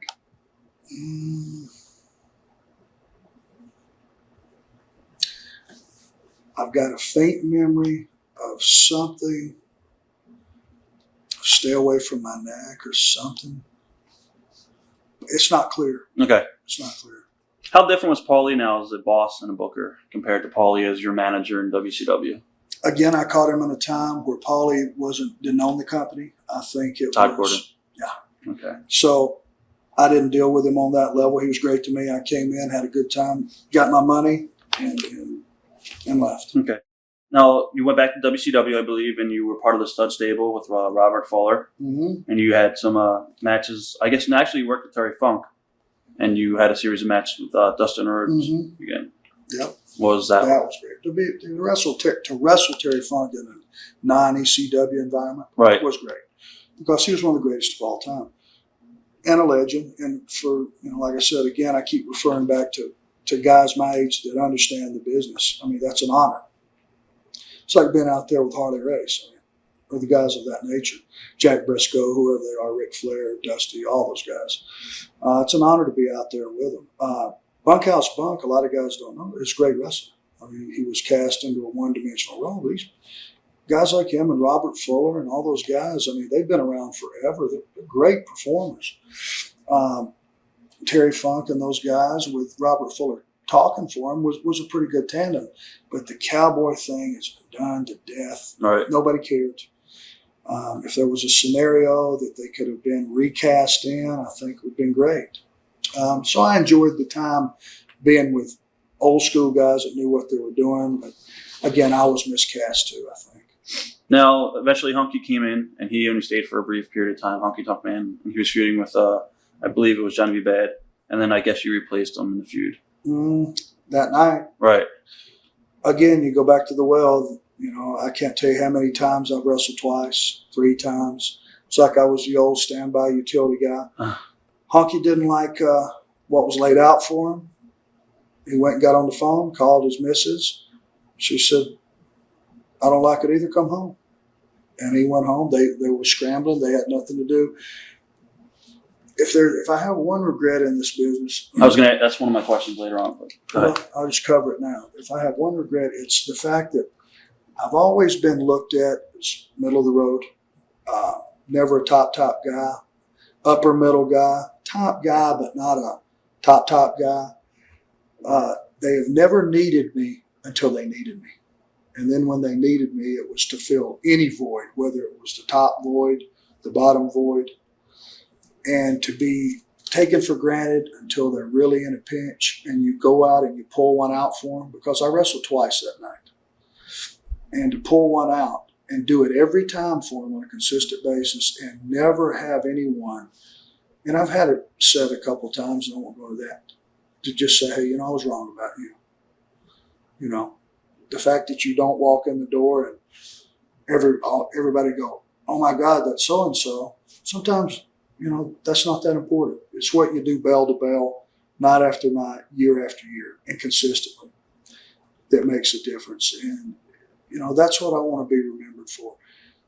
The guy never gave the best performance in the history of wrestling, but he never gave a shitty one either. I can't remember a shitty one that he was in. Right. And there's very few people can say that. It's true. That's true. Did you ever have any problems putting over Renegade that one match? I didn't. Everybody else did. Right. Except the people that put it together. And I knew, again, it was a Van Hammer, a PN News. It was a situation that wasn't going to fly. The poor kid, the kid was a great person that I knew of. Very respectful, very nice. He was put out there way before he should have been. And he failed miserably. And I think his failure, God bless him, cost him his life. And that's a horrible thing to say. But he was brought in, good Lord, as Hulk Hogan's partner. And he fell off the mountainside. And nobody gave him a parachute. Nobody even, told him why. And I don't think he ever understood how he fell so far so fast. And I think, not knowing him, but I think it's a horrible tragedy. It just shows you what stardom can do to you. All right. Did the atmosphere change a lot when Hogan came in, as far as in the locker room? We touched on it a little bit. I mean, is there a lot of politics going on now at this time? Well, Hulk didn't have a huge ripple effect across the locker room as much as he had across the front office, because Hulk has creative control. And, as far as the character Hulk Hogan, he had ultimate say in what happened. And he knew how to protect himself. And that's what kept him on top all these years, being able to take care of himself. But if you're sitting up there in the booking committee and you're spending 8 hours a day, 3 days a week, and a guy walks in at 4 or 5 o'clock on Monday and changes what you have planned, and we're coming up live in 2 hours, that causes mass confusion. Right. Because it doesn't just change his particular match, it changes it across the board. So it's a problem. So it was a problem for those guys that had to be the quick fix. Ultimately, thank God there was people with their butts in those seats that could book on the fly and change it and make it work. because this was right in the midst of Nitro. It was building and doing well. If people would have saw the mass confusion that was going on a lot of times at 6 o'clock behind the scenes, you wouldn't have believed it. Right. You would not believe it could be that unorganized at 6:30 and come across that good at 8 o'clock. You'd never believe it. Now, you also had some great matches, finally, with Ric Flair. They did the thing with you and Ric Flair. Mm-hmm. What are your memories of that? It's the only time I've ever puked before a match. Really? From nerves. Wow. Asheville, North Carolina. To be honest with you, I never wanted to ever wrestle Rick, just because, to me, it was real. He's my best friend. And to go out there and wrestle him, number one, I don't think anybody bought it. The only thing that came from it is I got to up close and personal, see how good he was. You can observe as a partner, but you got to be there to know how good they are. And I wanted to see how the fans bought it. To have even 20% of the people get behind you when you're wrestling a guy of that legendary status, it's a huge victory. And in Asheville, North Carolina, where he's a god, any of the Carolinas, Virginia, this is a stronghold. It was a personal victory for me just to be able to stand in there and not get booed out of the building. And it was a learning experience, but I was so nervous. I did the pre-match interview, and I was supposed to go straight to the ring. And halfway there, I had stopped puke. My nerve, my stomach was just in knots. So. It's great stuff, though. Unbelievable. Thank you. What are your memories of Brian Pillman at the time? Like when he did the whole Bookerman thing with Kevin Sullivan. Were you personally? He was at his best. Right. And I was involved in a lot of that. He was at his personal best. And that was one of those deals that the guys in the locker room didn't know. Did you take it? Well, did you know at the time? I didn't know. Okay. Well, did you take it personal that he was trying to work the guys in the locker room? Or? No. Because I was willing to do anything or be a part of anything that would help us stay on top. Get on top and stay on top. I just have been so loyal to whatever company. When I worked for Vince, I was loyal to him. When I'm here, I'm loyal. And I want us to be the best we can, because if this company is thriving, I've got a job for a long time. If you got kids, there is no call out in the real world for beat-up ex-40-year-old wrestlers. I want this thing to go on and thrive and do well. And that was pretty much my sentiment. I have no political aspirations or, right. I just want everything to go well. And if that had me in the dark, so be it. What are your matches, or actually, what are your memories of working with Vader? Oh, God. Steph? Oh, my God. Yeah. He almost killed Rick and I both, and we wrestled him in a handicap match. He almost killed us both in Daytona. All right. Again, I don't know how anybody did anything with Vader. He's 450 pounds. You couldn't reach around him. The guy was strong. He could move. He was an animal. And redheaded, for God's sakes. Right. Fishy white and redheaded and 450 pounds is a bad combination. He's all man. When you guys heard that WCW was thinking of going head-to-head with Vince live on Mondays, did you think it was a good idea, or did you say, oh, no? I didn't see the sense of it. I didn't see, why would we split the audience when we could go on Tuesday and get all the audience? As it turned out, it was a wrestle fest for the fans. They got the very best that the very best minds in the business could put together every Monday night for absolutely nothing. Right. It blew me away that anybody would buy a pay-per-view, because Nitros are better than pay-per-view. I was going to ask you, do you think it hurt the business? Oh, God. In the long run, it killed us, because we burn out every combination. They were doing Sting Hogan on Monday nights when they could have. One Monday. Right. That's it. Right. It came one Monday, and that was it. Right. When you used to sit down and when I was a fan, I would open up a wrestling magazine that had dream matches. What matches would you like to see? You check your dream match. You knew you were never going to see them. We gave them to them. And one time only, on Monday. Every segment, they got a dream match for 3 straight hours for 2 straight years. Right. and you only got so many guys on the roster. When you run out of combinations and situations, you also run out of luck, and that's exactly what we did. Did Hogan ever have a problem putting you over 2 weeks in a row, or was that? What was he going to do about it? All right. That's it. All right. What did you think about being put with Stephen McMichael? Because I've heard a lot of guys talk about him. I love Mongo. Right. And I knew what he was in the NFL. I knew he had limited potential because he's pretty banged up too. And 38-year-old rookie in our business is a little old, but he was still a great athlete. What Mongo lacked at that stage of the game is what $5 million in the bank will give you: enthusiasm, the need, the passion to be good. He wanted to get good enough to go have fun on Monday night, but he didn't really want to put the time in to learn the business. And that's fine. I understand that. I enjoyed the character and the personality of Mongo, but I knew he was never going to be a great asset to the wrestling business. I hoped he would. I tell you, he was a strong enough character that standing out there as part of the group, he had a hell of a look to him. How did you actually injure your arm? The arm? Yeah. It's all a direct result of the neck. The neck. Yeah. Now that actually happened in '89, your neck injury, right? The first one, when I was with WWF, wrestling the Rockers, Madison Square Garden in the afternoon, Jannetty hooked me for what's called a victory roll. Jumped up, legs go over the shoulders. He arches back, flips you through. Well, I didn't get tucked. Head, boom, right in the mat.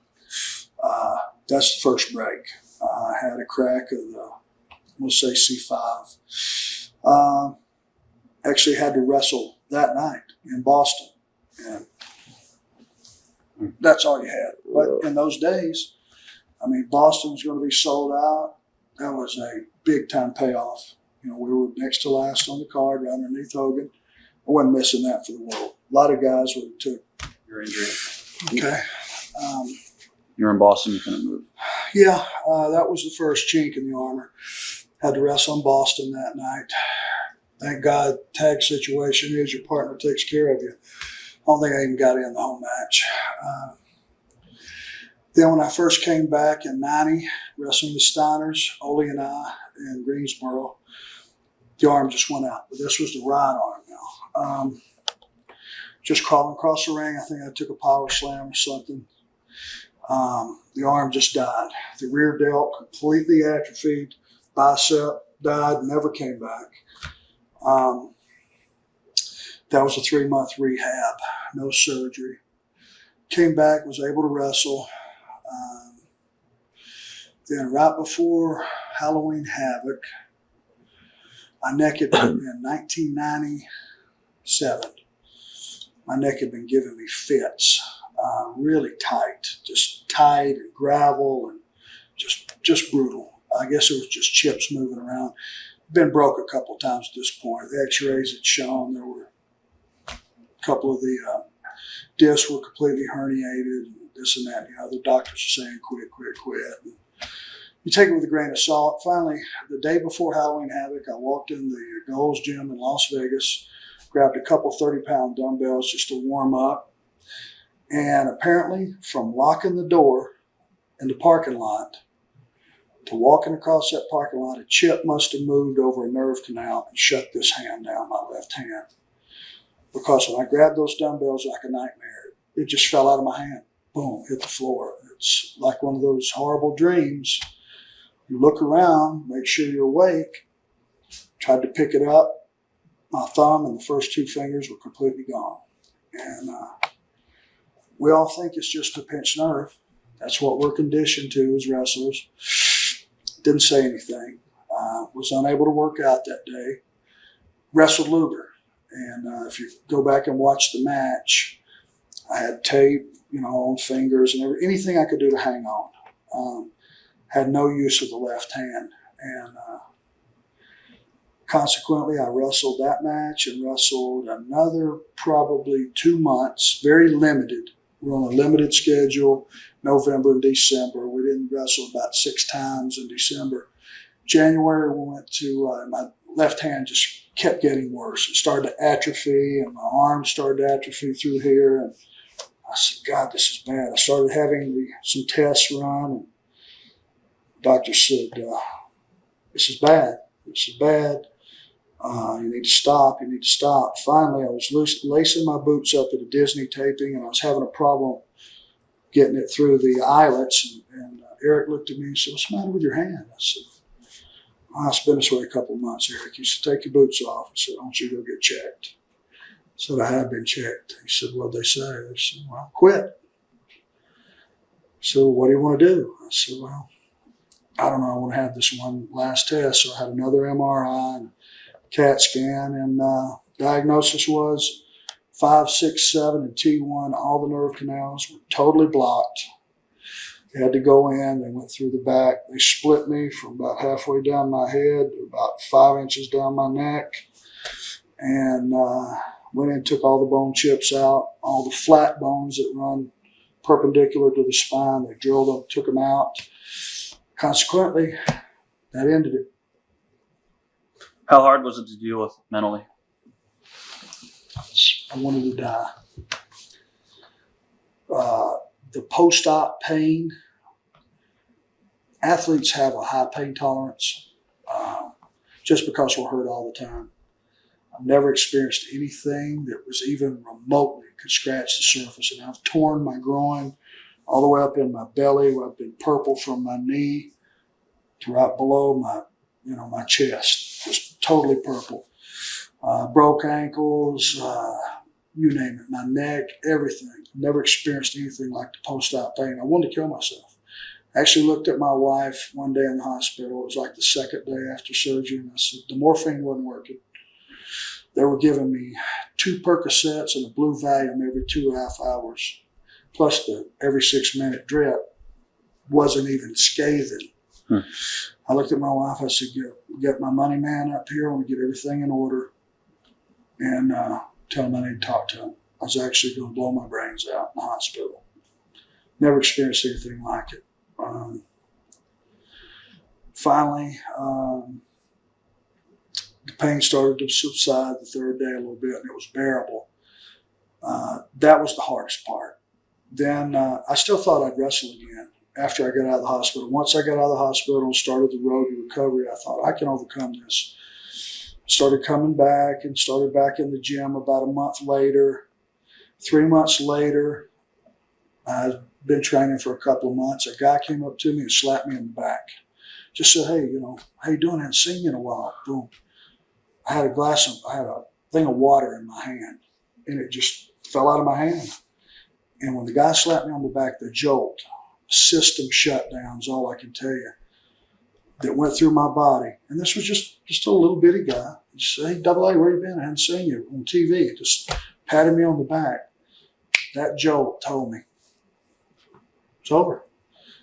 That moment in time was the realization and the biggest depression I've ever felt. That was 4 days before I had the retirement speech at Nitro. How emotional was that? I mean, that was real. It was the realest thing I've ever done in front of a camera. And if I could have seen Ric's face, I'd have never got through the interview. Thank God I wasn't looking at him. I was looking at everybody but him. To say goodbye to something that you've loved this much and it's all you've ever known, and not to know, how you're going to feed your family. I mean, let's face it, I had a 8-month-old baby and a 11-year-old kid and a wife and bills from now on. I was 38 years old. What are you going to do? Pretty scary. How did the company treat you as far as? Good. I have no complaints. Had already moved into a agent position as well as wrestling, which means I go to the house show towns and take care of the towns and everything. So I had a job to fall back on. And I was assured by Eric that hey, you got a job, don't worry about it. That made me feel better. But the fact is, I'm a wrestler. I'm not an agent. I'm not an announcer. I'm a wrestler. You take that away from me. And the worst part was I felt good other than every time I stepped off a curb getting this jolt or someone whacking me on the back, my kid running up, be sitting on the edge of the bed and jumping on my neck. I'd get this jolt. That's a 3-year-old. Right. I felt great other than that. It was just one of those things that's hard to swallow. So there's no way to ever return to the ring. No, I have no protection. Right. All the shock absorbers have been taken out. Now, anyone that knew me from 89 to 97, when you talked to me, it was Dean Malenko. Right. The whole upper body had to turn. Now I have this, which I didn't have, and I'm 80% pain-free. I have bad days, good days, but I never had this. So there's a blessing underneath there, but still. Right. I would swap this for that if I could wrestle again. Right. When Kevin Nash and Scott Hall came in, what were your thoughts?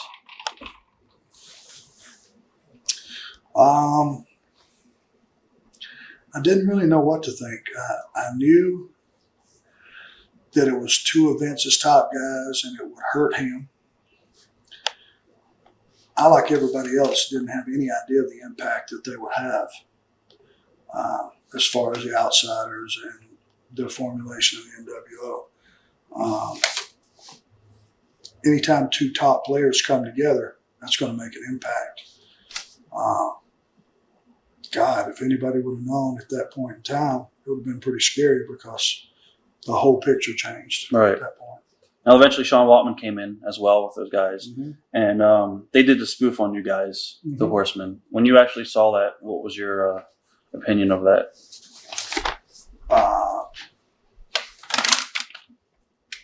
Did you take offense to it? I mean, that was a pretty heated deal. I'd rather not talk about it. okay, no problem. Let's just scratch Okay, that. let it out. I mean, Okay. That got real heated. Okay. How did you get thrown back on TV with the Kurt Hennig feud? I'm sorry. Didn't Rick feud with Kurt a little bit? Yes.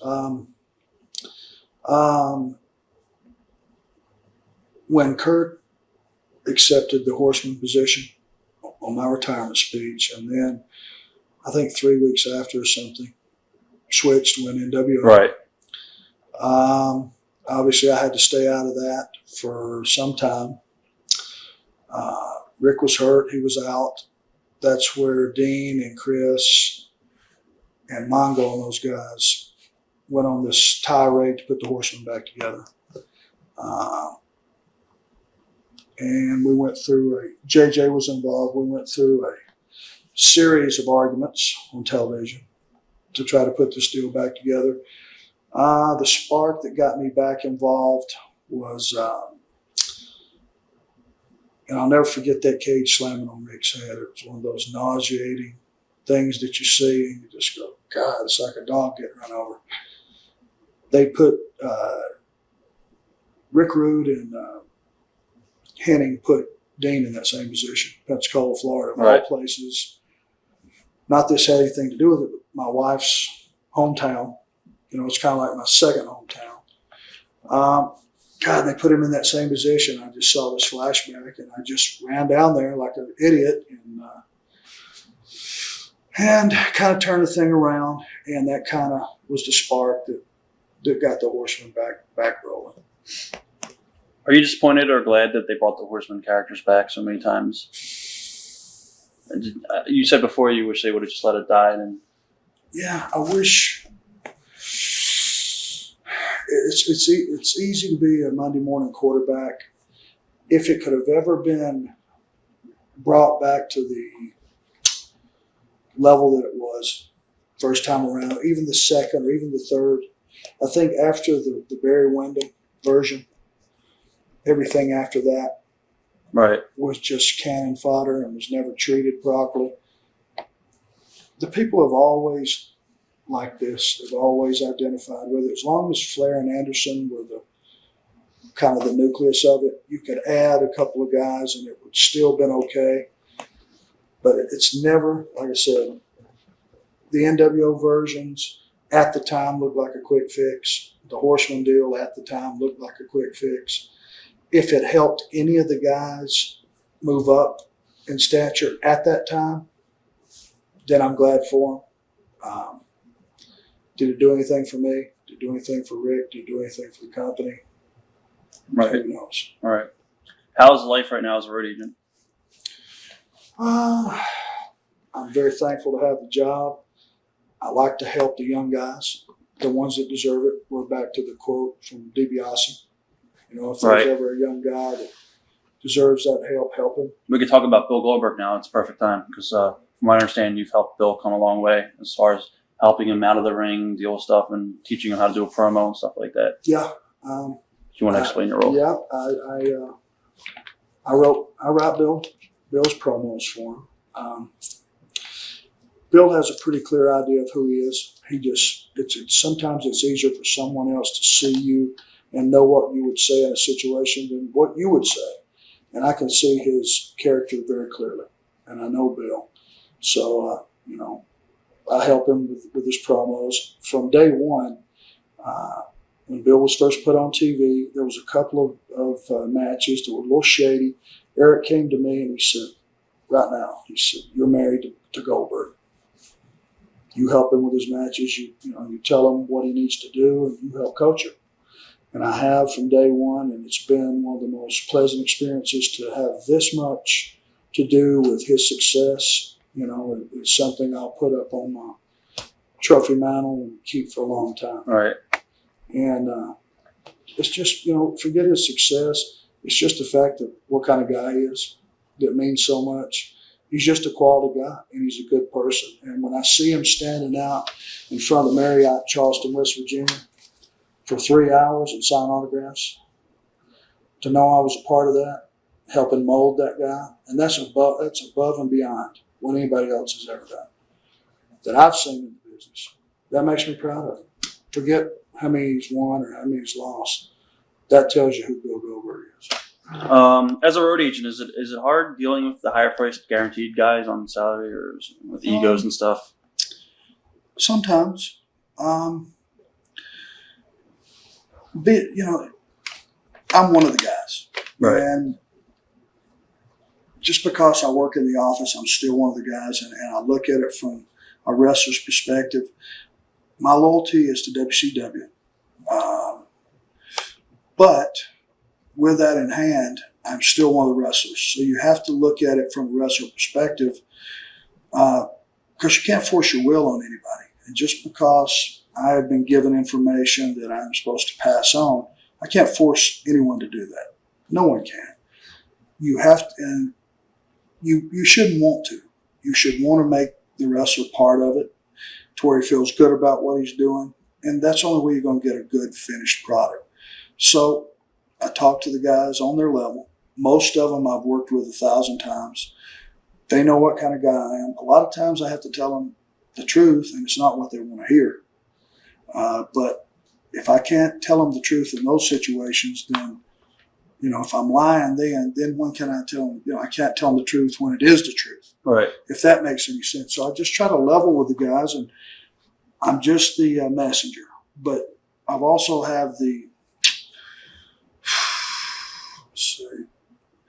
ability and to kind of clean up what is given to me to pass on to them. And we try to make it, my job is to make it the very best I can for them, which means the product will be the best for the fans. And that's what I do, and I do it from a wrestler perspective. And I mean, when you're talking to a Bill Goldberg or a Scott Steiner or Kevin Nash or Rick Steiner or, Booker T or Sting or whoever it is, it's always a little bit of you're kind of put in a little bit of a situation to where you don't know what they're going to say. And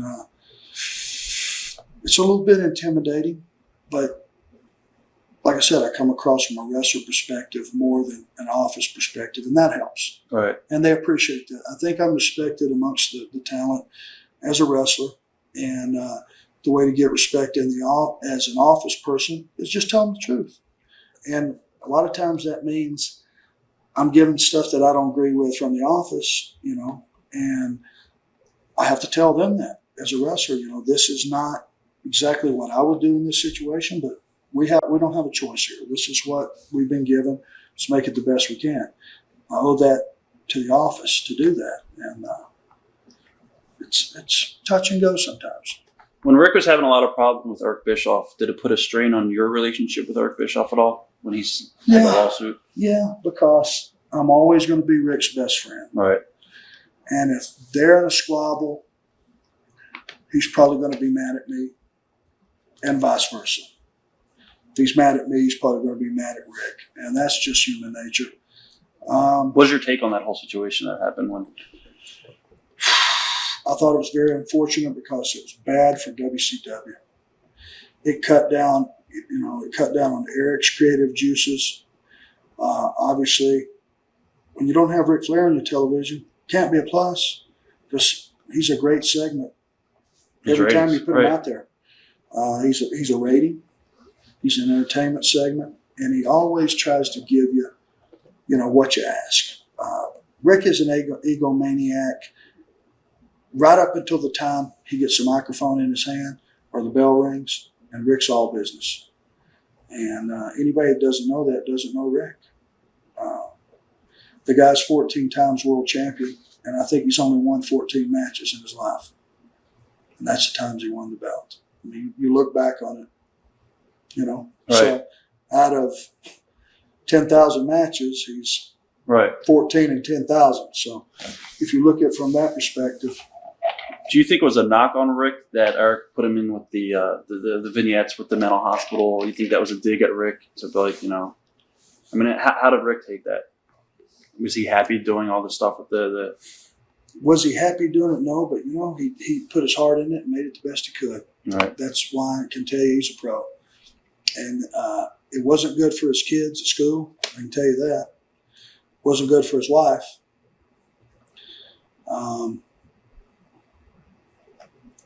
Most wrestling fans will know it's just a skit on TV.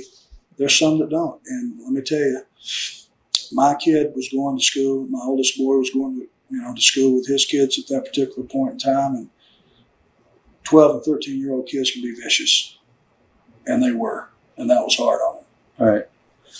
We were talking earlier about Bill Watts and Eric Watts wrestling and stuff like that. Do you think David Flair was ready for the push that they gave him, or do you think that they should have maybe sent him to the power plant and maybe sent him off to a territory for a while, and they could have made more money with, it was David Flair, Ric Flair's kid? You think they pushed him too soon and they kind of ruined him, or they made him into a comedy act, basically? Of course. It was supposed to be a one-time deal. He was supposed to be there one time to wrestle on the pay-per-view, and that was it. And it was received so well, then the company wanted to hire him, and they put him out there in a capacity that kid will never have a chance because you're Ric Flair's son. If you're equally as good or better wrestler than Ric Flair, you're still not Ric Flair. You're still never going to be the dad. It's an impossible situation. David will never be able to fill his father's shoes. He should be taken off TV. He should disappear right now and brought back 3 years from now. Go put him in a cave with 5 guys that are top flight wrestlers and teach the kid to wrestle. He's got to be. Does he have it in his heart? I mean, does he love the business? To the degree that he should know. Okay. No. I think David was cast into this situation. Then the money was put on him. But let's face it, I mean, David, he's had a lot of nice things being Rick's son.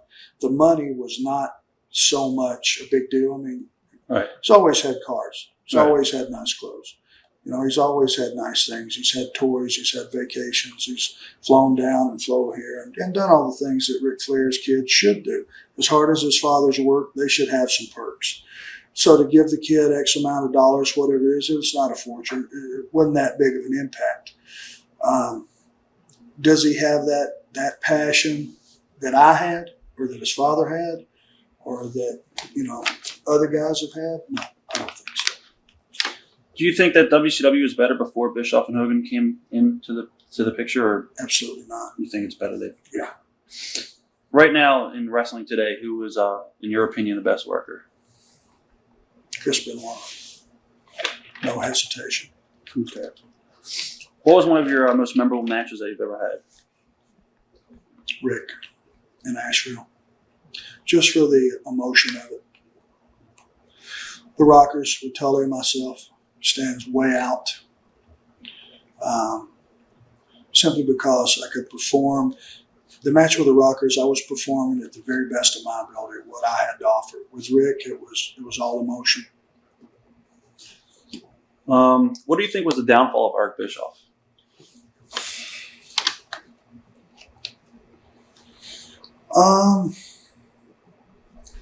I think we brought some musical acts and some different things into our company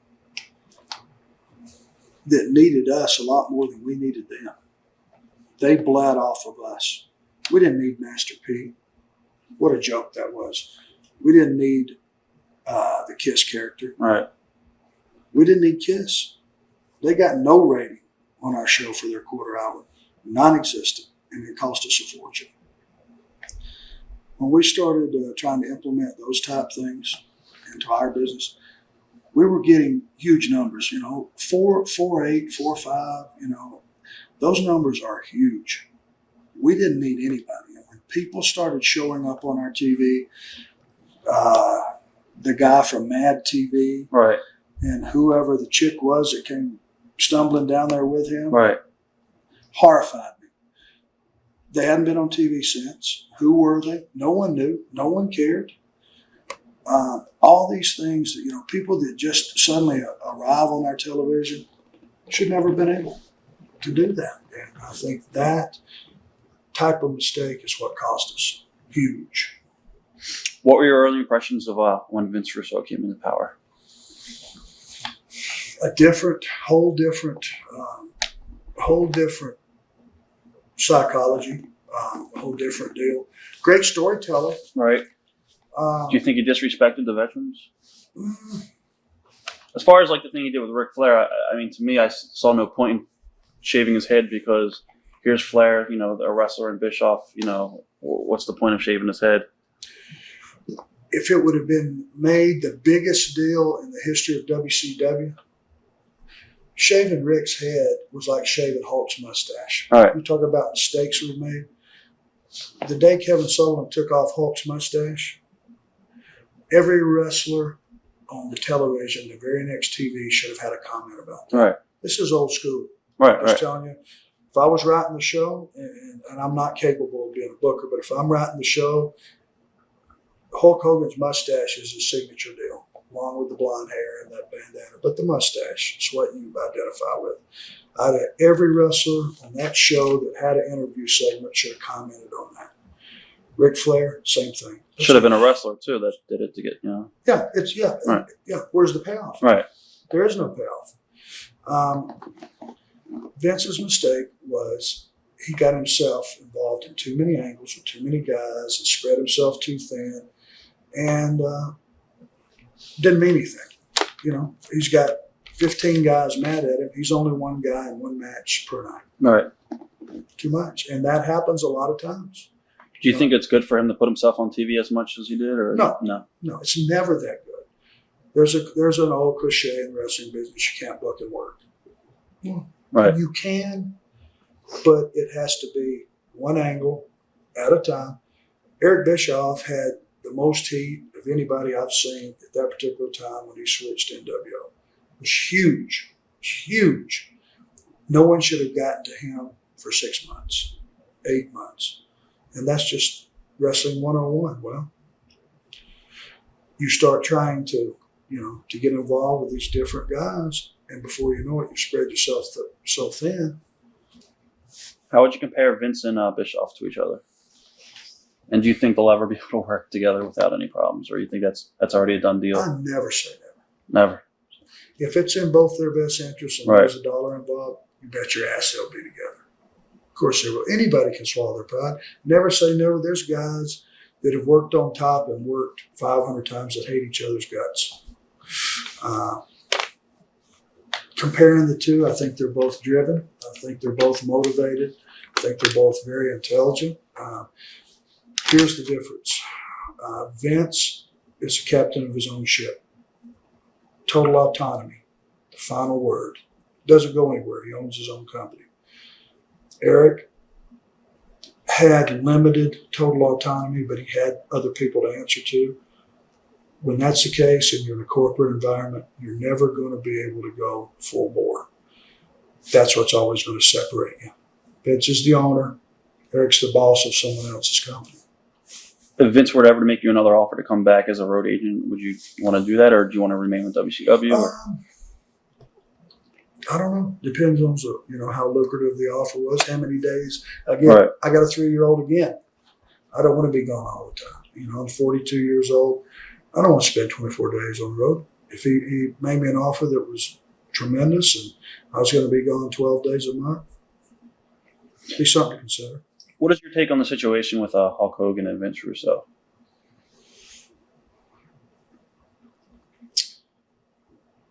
Every time I think it's real, it's not. Every time I think it's not, it is. Right. I don't even have an opinion. Okay. Until it all unfolds, I'm not going to be stupid enough to comment on it. Right.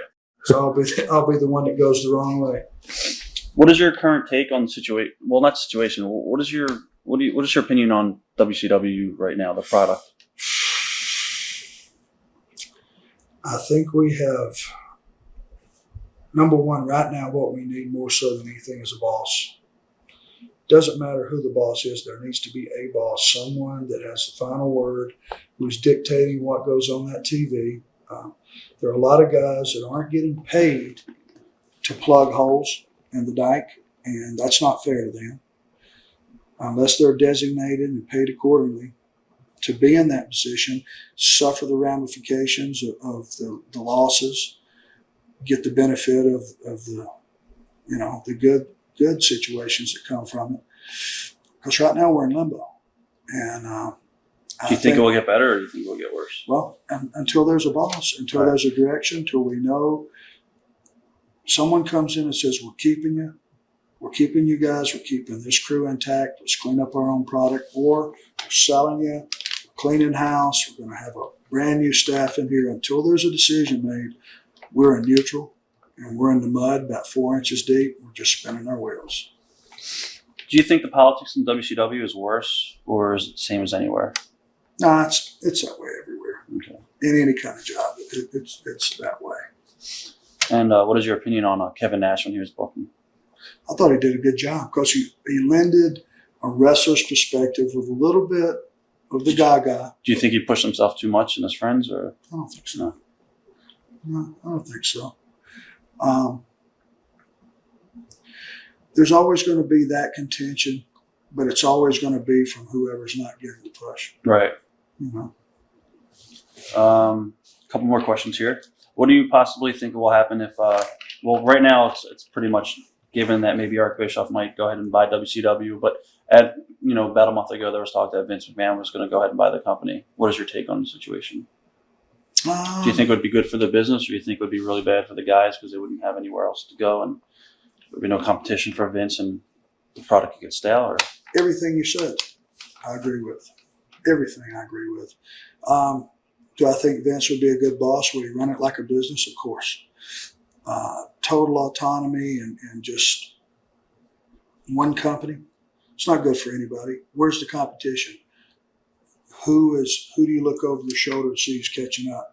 Got to work a little harder. Let's beat these guys. Let's do better than. Without any competition, I think you lose your passion and your will to excel, and that's not good for anybody. And I'll never believe that. The best thing for Vince and Eric and every wrestler and everybody that works a camera or plugs in a wire backstage is to have two companies thriving. Three's better. And the fact is you can only accommodate so many people for so many shows, and there's a lot of people that this is their life, this is their business. They need jobs. right. Do I want to see Paul Heyman rise again? Of course I do. Would I love to see Smoky Mountain Wrestling or something similar come back up? I wish there were 10 places to go. What was your favorite angle that you've ever participated in? Not match, but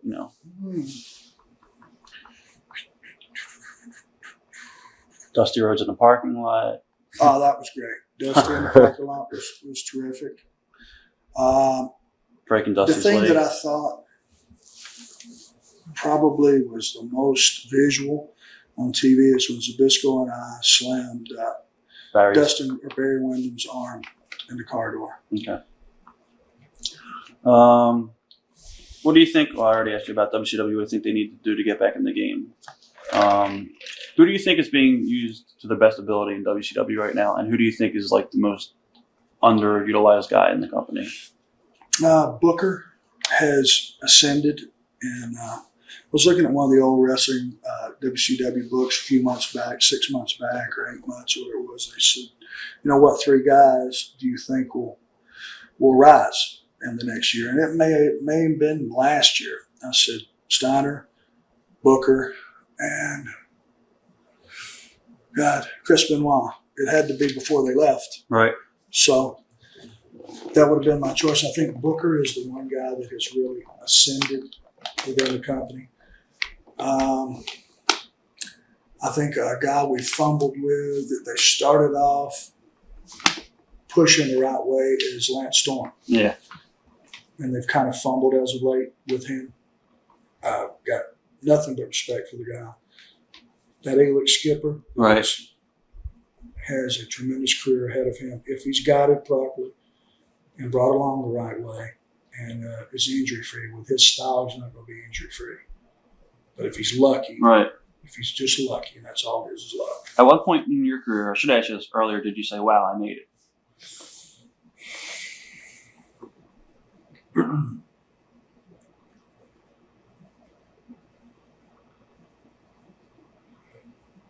Probably when I was able to go out, I want to say it was 86. I went out and wrestled Ronnie Garvin in Charlotte, North Carolina, 30 minutes on TV. We were taping the 1 hour worldwide show, and I wrestled him 30 minutes on TV. He knocked me out with like 7 seconds left in the match at the time limit. And we had a team meeting with all the wrestlers like a week or 2 later. And Dusty stood up at the meeting and he said, if we were going to show a tape of what wrestling should be, that's the match I would show. That gave me credibility in my mind that I'd arrived, that I could compete on the top level. That meant, that's one of those things someone says to you that means a lot to me. Out of all your tag team partners, who did you consider the easiest to work with?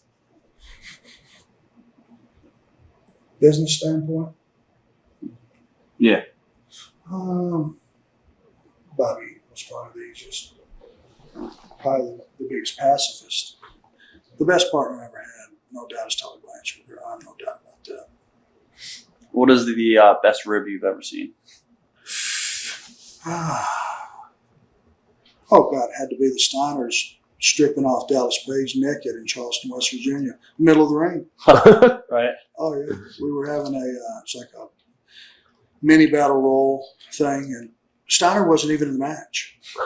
He literally came from the back, hit the ring, and stripped Page off totally nude in the middle of the ring. Right. Now, this was the good part of it. Page rolled out. He's naked now. Right. Humperdinck pulls his shirt off. Oh. Page puts the shirt in front of him. Everyone was aghast at Humperdinck with his shirt off more than they were at Page being naked. It's the greatest thing I ever saw. Everybody went, oh, my God. Oh, oh, God. Put your shirt back on. 2 more questions, actually 3. Where do you see the business in the next 5 years? To be successful, we got to go back to basics. WCW has got to put some iron in the officials, from the commissioner down to the referees. They've got to have a ruling. Guys can't put their hands on refs. To be able to get away these relaxed rules and get away with everything there is, if it's not cheating, there's no heat. If there's no heat, who are you going to get mad at? You don't get mad at somebody in a match. Who cares? That's a huge point. That's one of those sticklers with me. I see going back to cutting out, chairs, baseball bats, wrenches, because it doesn't matter. It's all BS in everyone's mind. Let's go back to seeing longer matches, less people walking down the hall on their way to the ring. Let's add that to match time. The old formula that I think still works. So-and-so's up, he has an entrance. So-and-so's up, he has an entrance. We have a match. The conclusion of that match, we either had an interview beforehand or we have one after.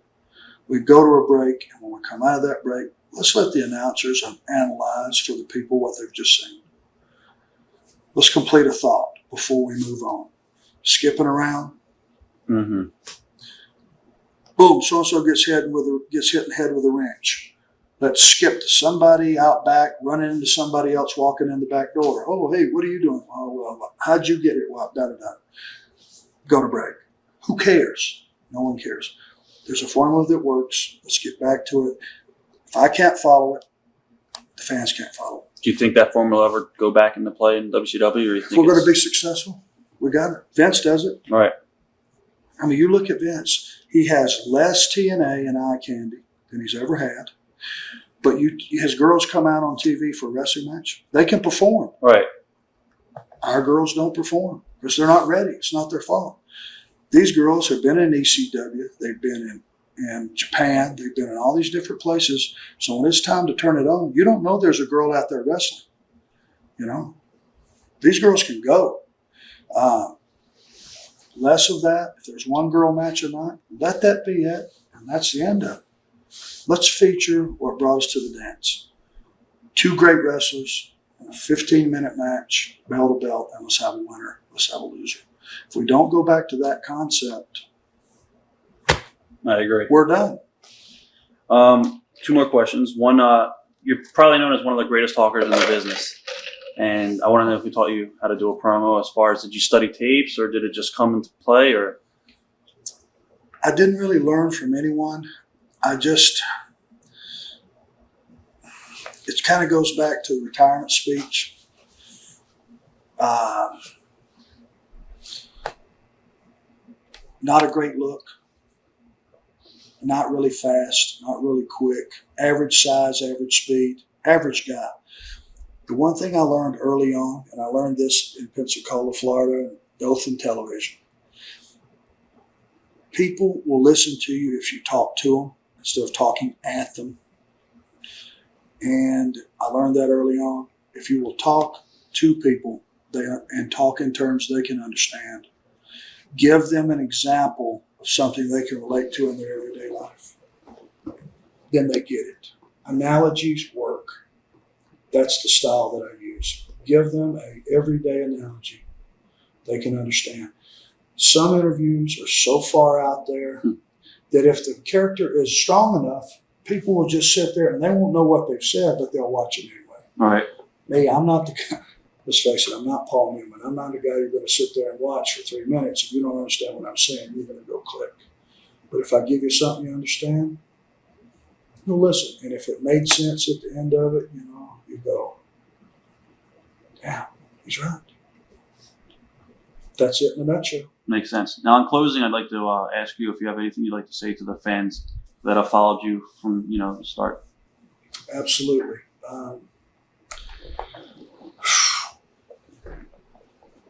The depression that I have had and that maybe a lot of other people have is a direct result of the fact that this isn't about the money.